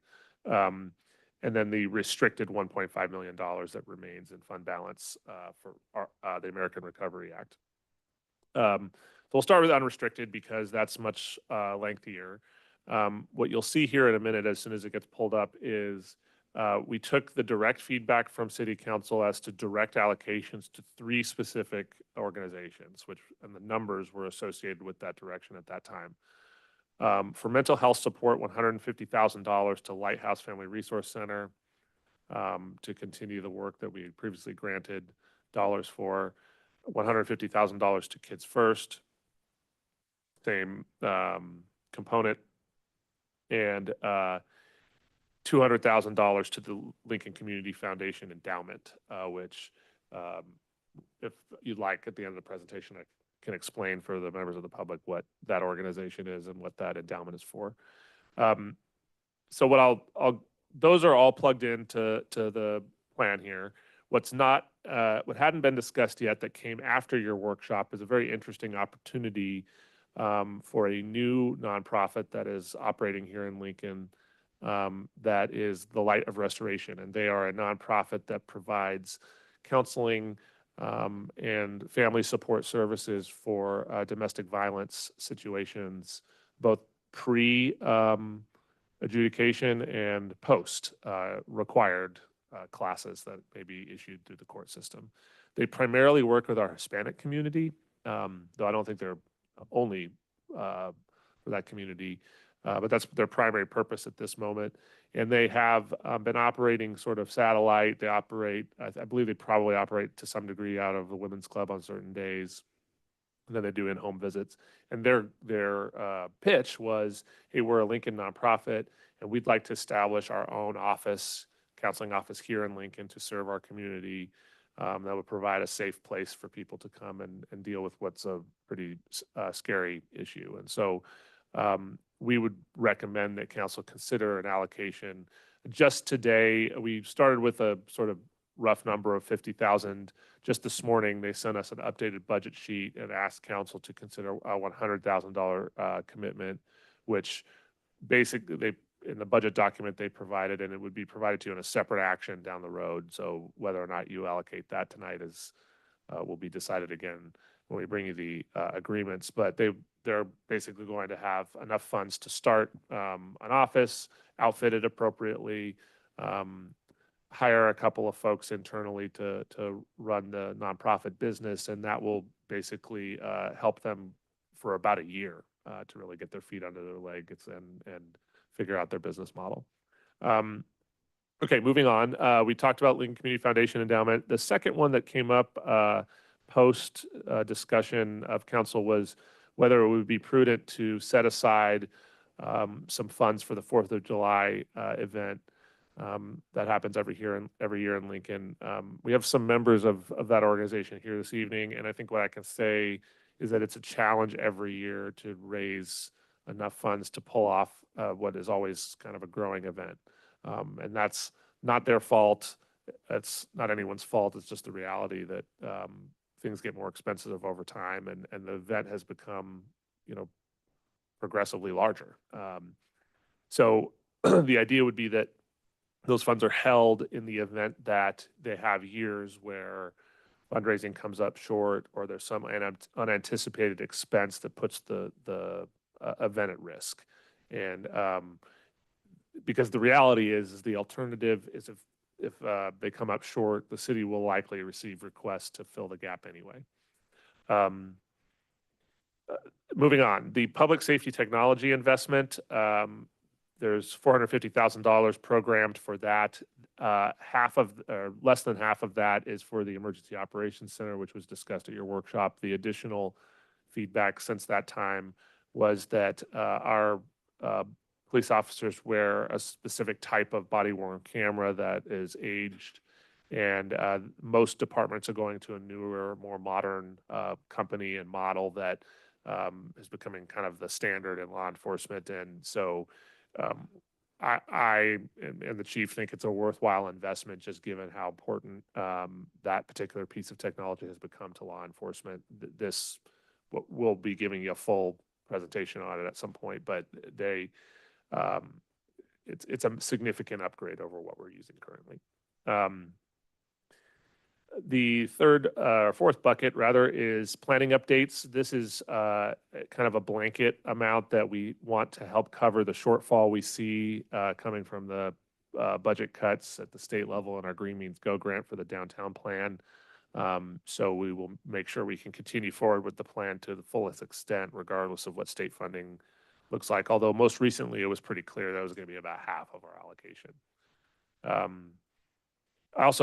We also added in potential other planning documents that just would become useful. These things come up over time. So, we come up with an idea, we realize that we need to study it, and resources are always very limited to do so. $150,000 towards the ongoing Lincoln Homeless Pilot Program. I won't go through all of the different levels of success that we've had, but needless to say, it is starting to take off, and we are right on the precipice of experiencing some real life success there. And we also are experiencing some added interest from other faith-based organizations that would like to jump on and become participants or host sites. And so we'd like to support that, especially if it appears to be working. We didn't get a chance to discuss it because we ran out of time at the workshop, but Catherine Hunt was nice enough to think through a few needs that she has that would be really hard to fill in a normal budgetary environment. And she has a small list of library facility capital replacement and investment items, carpet, things to make sure that that facility remains nice and used.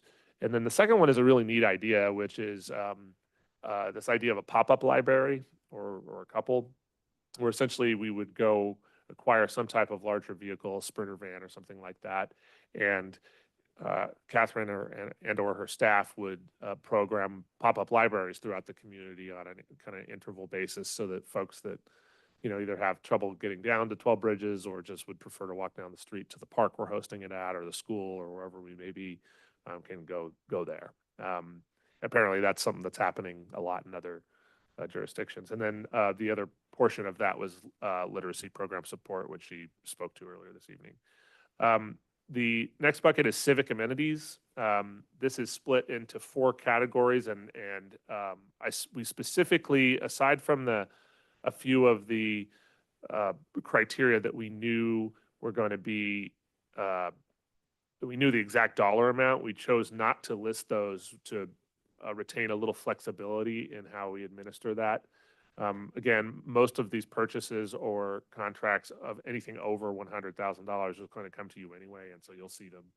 But in that grouping, you have the Civic Auditorium, which is a well-used facility that has not had any super recent significant investment in it, and so it is in need of a number of things to make it a more usable space.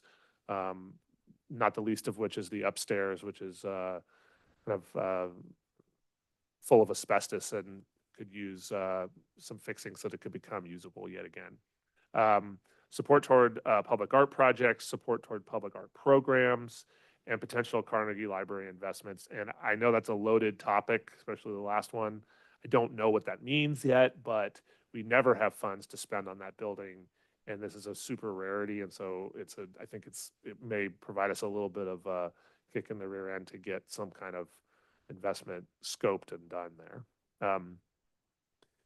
Economic development initiatives. Aaron took a crack at a few smaller scale programs that could provide some value, and then the council could figure out ways to fund those on an ongoing basis. So you have a small business improvement fund, a facade enhancement program, which used to be a really great program through redevelopment and just went away. And $100,000 isn't a lot, but there are small scale projects, especially in some of our older areas of the downtown, where you could invest that money, maybe even with a match from the property owner, to dress up some buildings that are starting to look a little bit shabby. And then finally, the McBean Pavilion and stadium upgrades. That's just an endless kind of sea of needed investment at that place to keep it as vibrant as it is.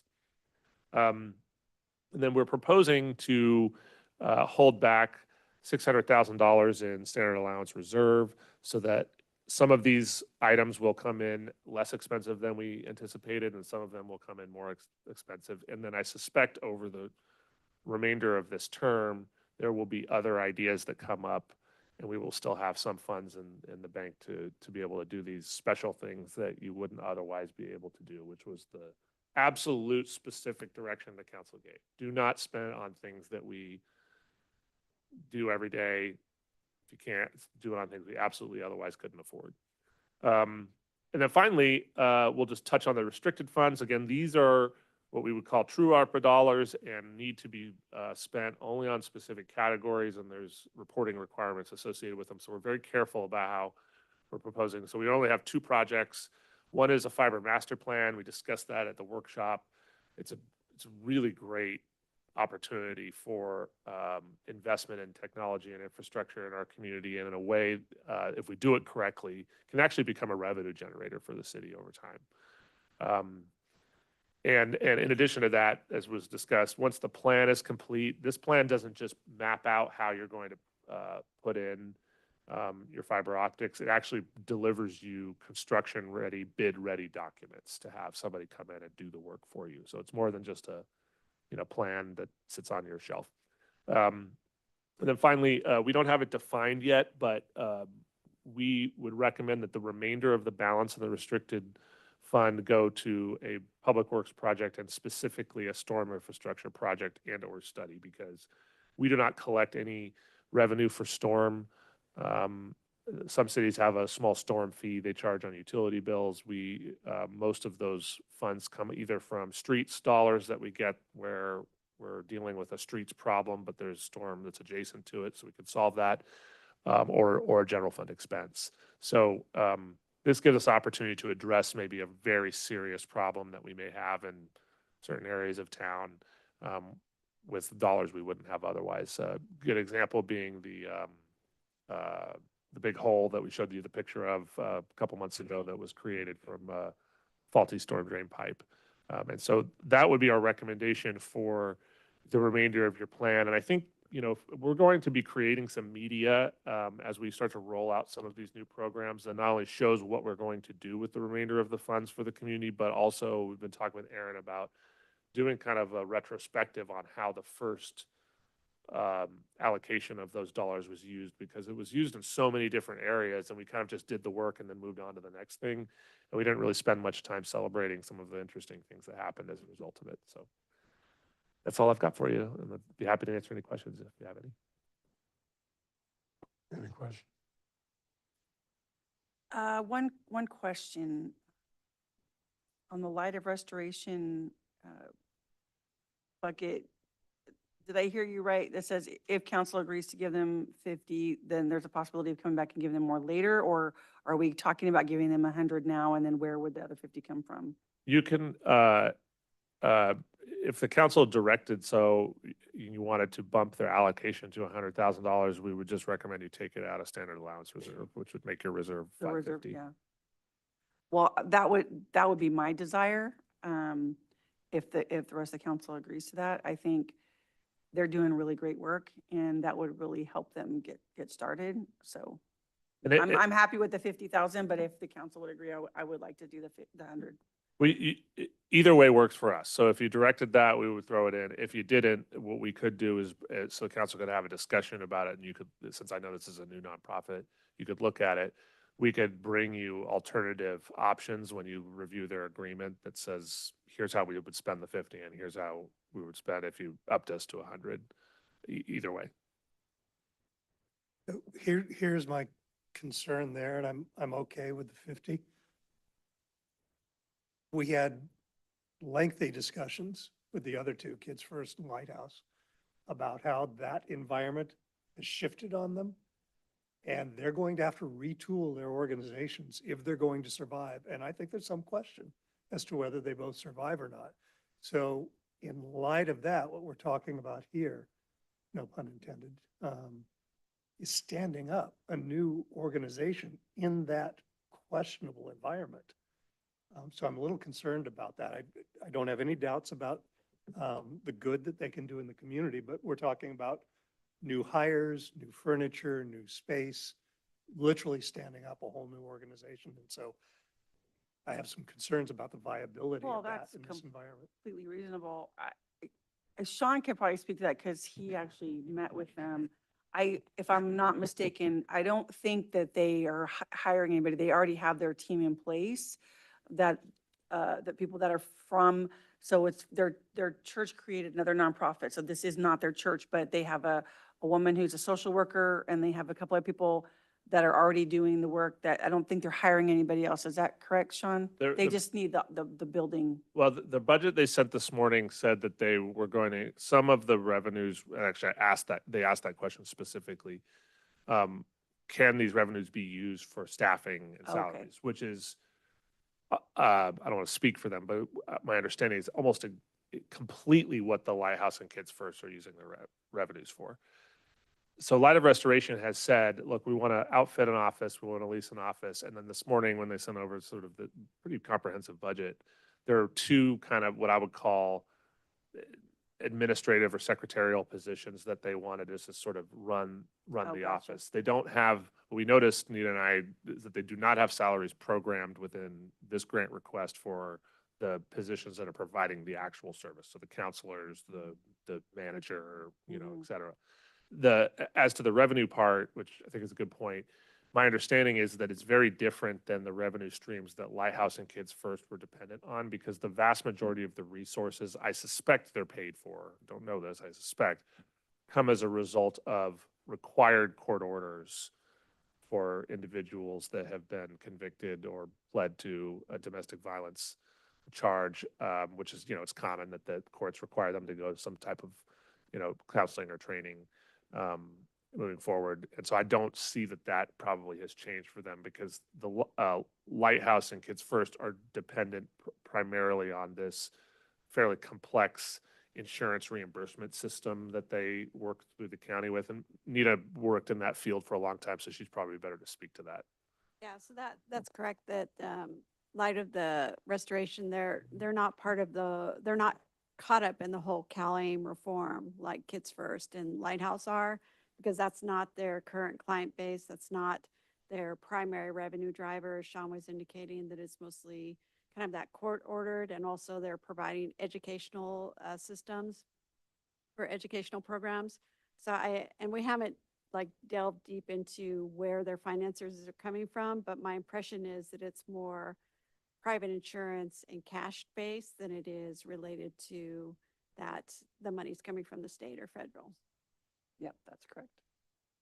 And they are looking to just provide, or, you know, stand up that office within the city so that they can better serve the clients that they already have, because they are serving them now out of their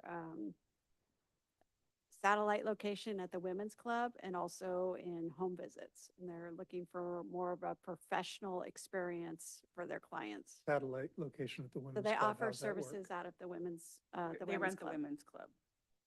They rent it out.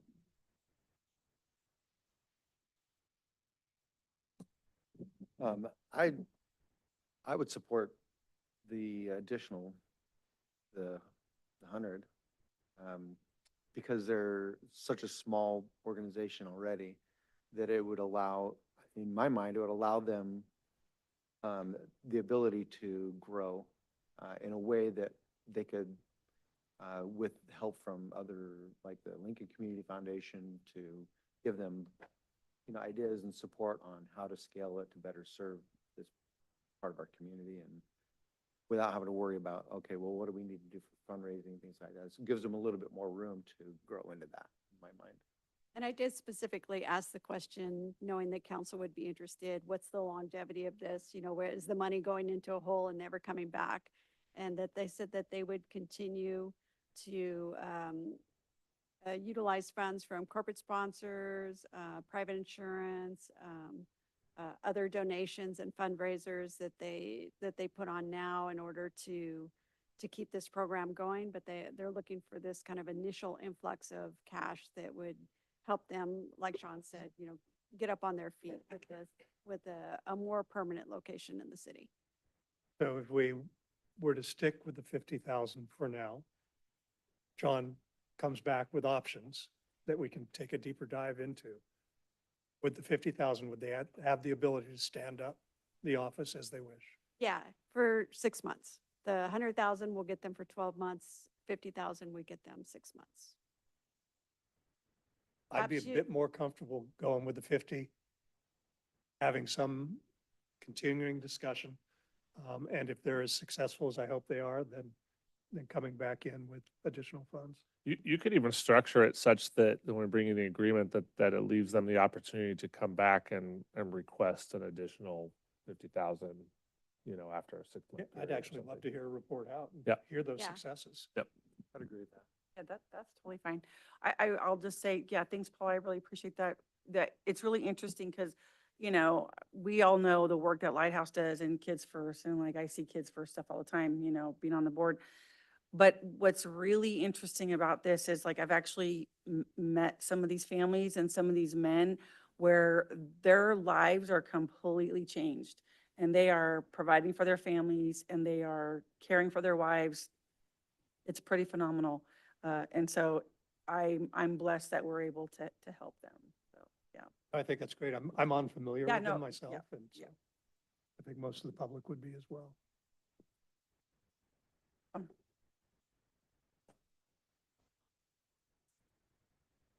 This is direction, right? Yeah, public comment though first, right, before we. Is there public comment on this item? You guys sat here the whole time. There you go.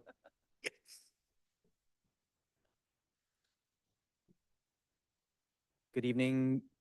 Good evening, council, staff members. Anthony Burstman, Lincoln 4th of July Foundation, was invited here by Holly. We were talking about it briefly, and several years ago, she said, hey, wouldn't it be great if we had some type of fund that we could create for the 4th of July so that Anthony doesn't have a heart attack every single year trying to come up with these funds. I know that a lot of the public doesn't see what goes on behind the scenes, and it gives me, quite honestly, a lot of anxiety when, June rolls around and we have, a few $1,000s in the bank to pay for overhead that's in excess of probably $70,000, $80,000 a year. And with everything, inflation, everything getting more expensive, the insurance, the actual fireworks themselves, PG&E, who has been a great asset the last few years, informing us that they're not able, due to budget constraints, not able to help us this year, which is fine, and we really appreciate them the last couple years. But this amount of money, I think most people who invest wisely want their money to work for them, have every single dollar out there marching away, compounding that interest. It would be not necessarily a fund that we'd use to pay for all of these line items, but it would be a fund, essentially, like Sean alluded to, would be kind of a backstop, a safety net, just in case we fall short.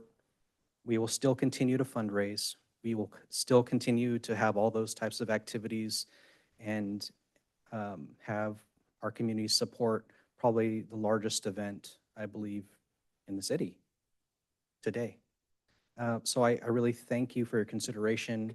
I thank you, Holly, for bringing this to the agenda, and I really appreciate all these different organizations and the work that they're doing. So thank you. That does bring up the question, where would the funds be held? Well, there's 3 options for that. And all 3 of them, I'll predicate it by saying that regardless of who or where holds it, we would recommend and bring to you on probably a consent item, controls on the dollars. And by that, I mean some reasonable mechanism for A, requesting them, and B, for example, and I'm not saying this at all about you, Anthony, but like just assuming that transport yourself 5 or 10 years into the future, and let's assume there's a different 4th of July board. And then let's assume that something happens in the world and there's not the ability to raise funds, or the board falls apart, like happens periodically, especially with kind of community nonprofits. What would worry me is that you wouldn't want a situation unless, you know, the elected body had an opportunity to weigh in where an organization came in and swallowed that balance. Because the idea, I think, is to be supplemental when there's a gap. And so there's ways that we can write that up for you.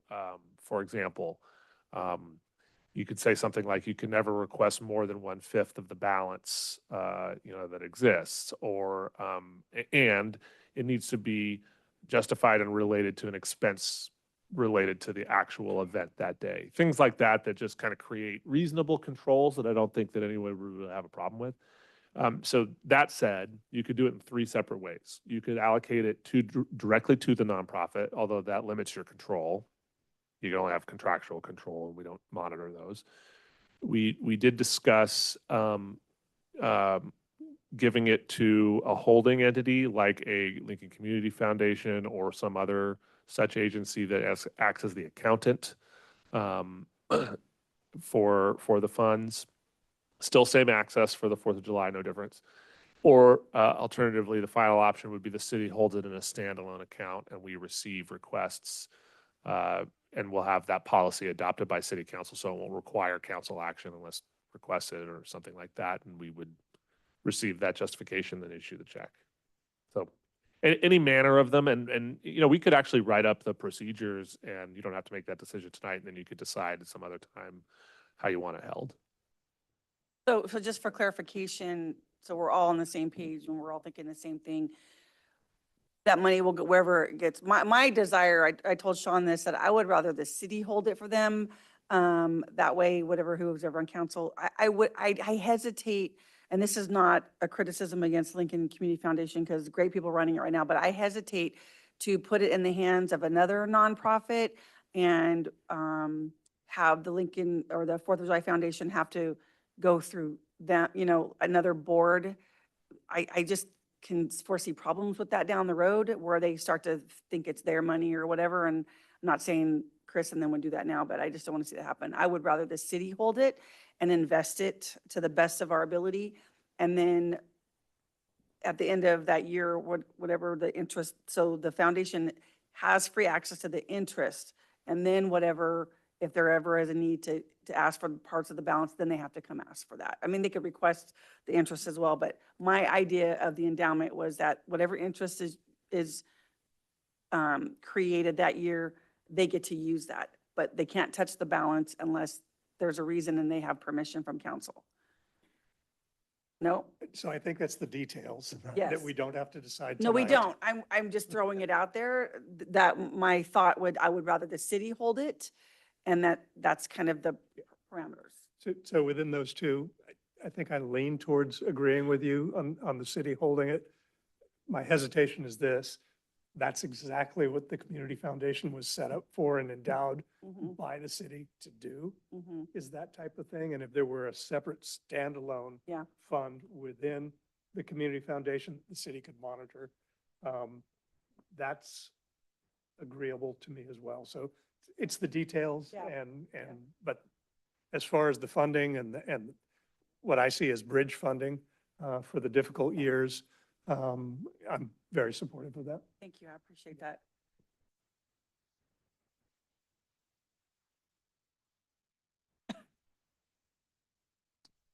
He's spinning.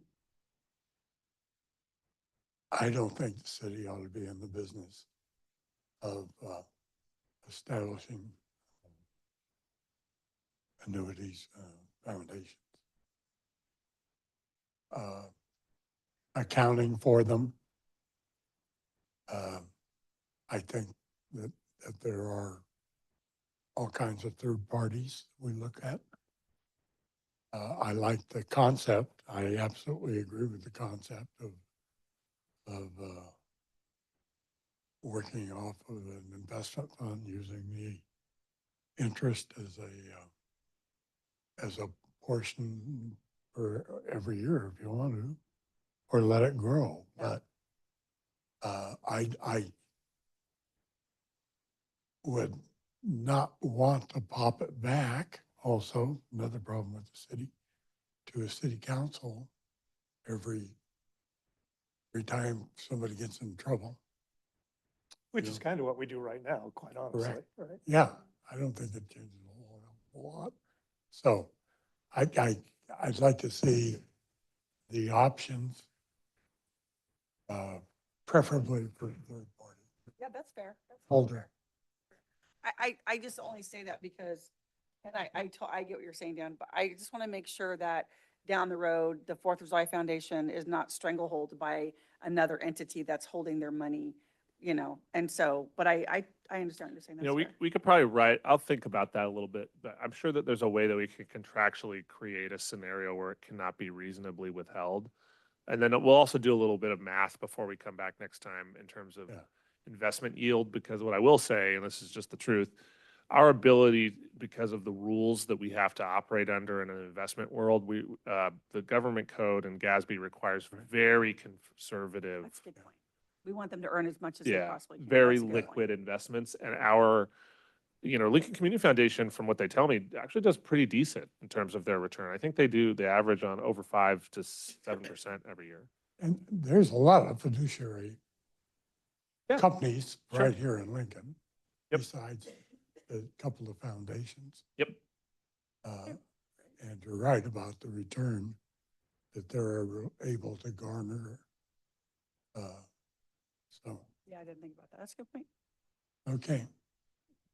So, Can I just say one amusing thing, because I just want to point this out as it's a truism of city councils. You have nearly $5 million you're discussing tonight, and we spent almost all of it on $100,000.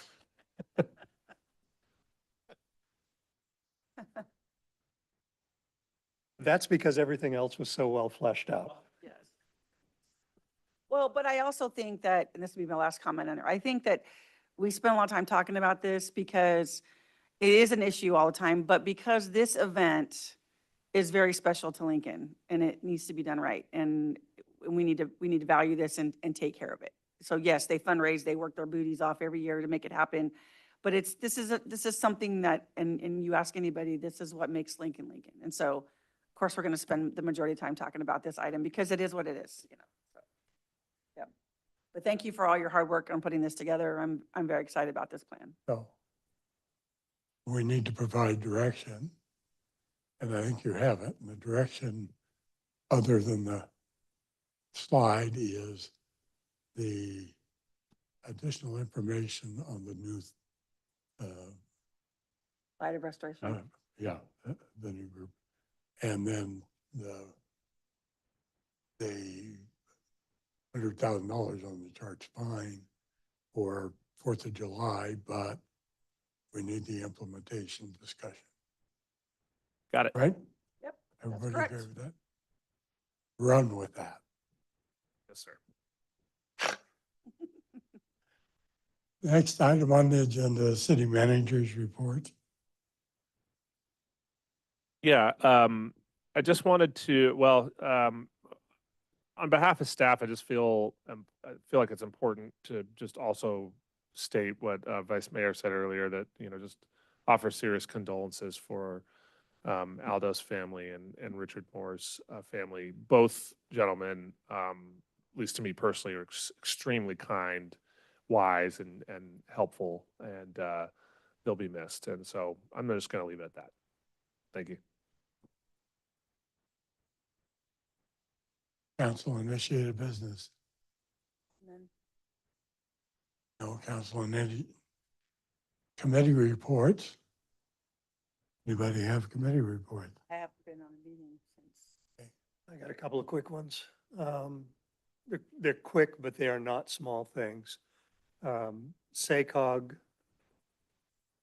had a subcommittee request a third option with respect to blueprint and how development might proceed under this new blueprint.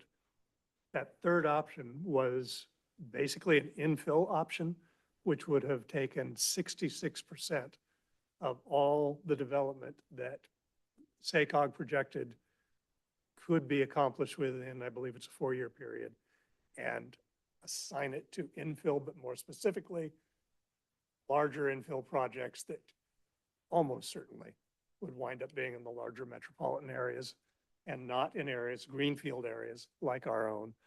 That conversation wound up going much longer than staff had projected with serious concerns about where that leaves a greenfield community like our own, with respect to our ability to execute our own general plans moving forward. So I think I've shared this with you, Holly. I'll share it with the rest of you.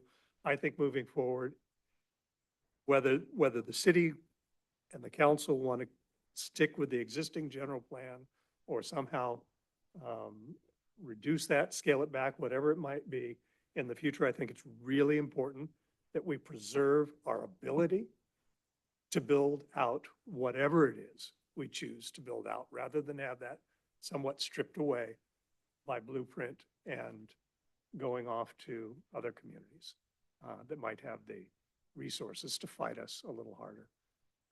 So I think it was a bit of a surprise to staff. The feelings in that discussion, I think that discussion is going to go on, and there's going to be some battles about that.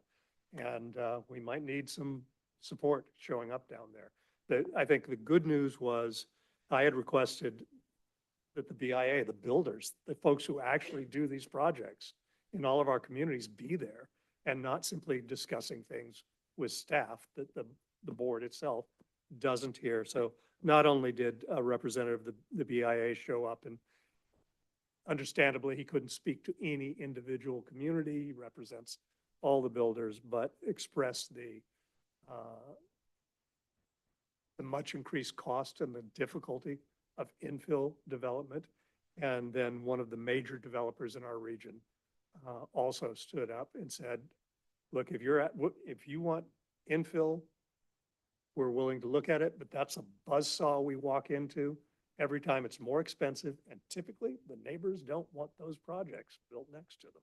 So be very cautious in how you move forward. So that's the discussion where it is right now, and it's one we need to keep on the front burner. The last one is PCTPA took all of the needed steps to move the transportation revenue measure to the county for the steps they need to take to put it on the November ballot. That's all I have.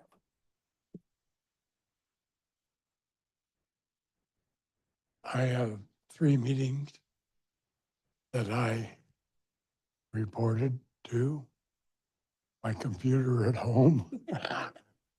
So I will report them next time. I wrote out my reports and didn't bring them in.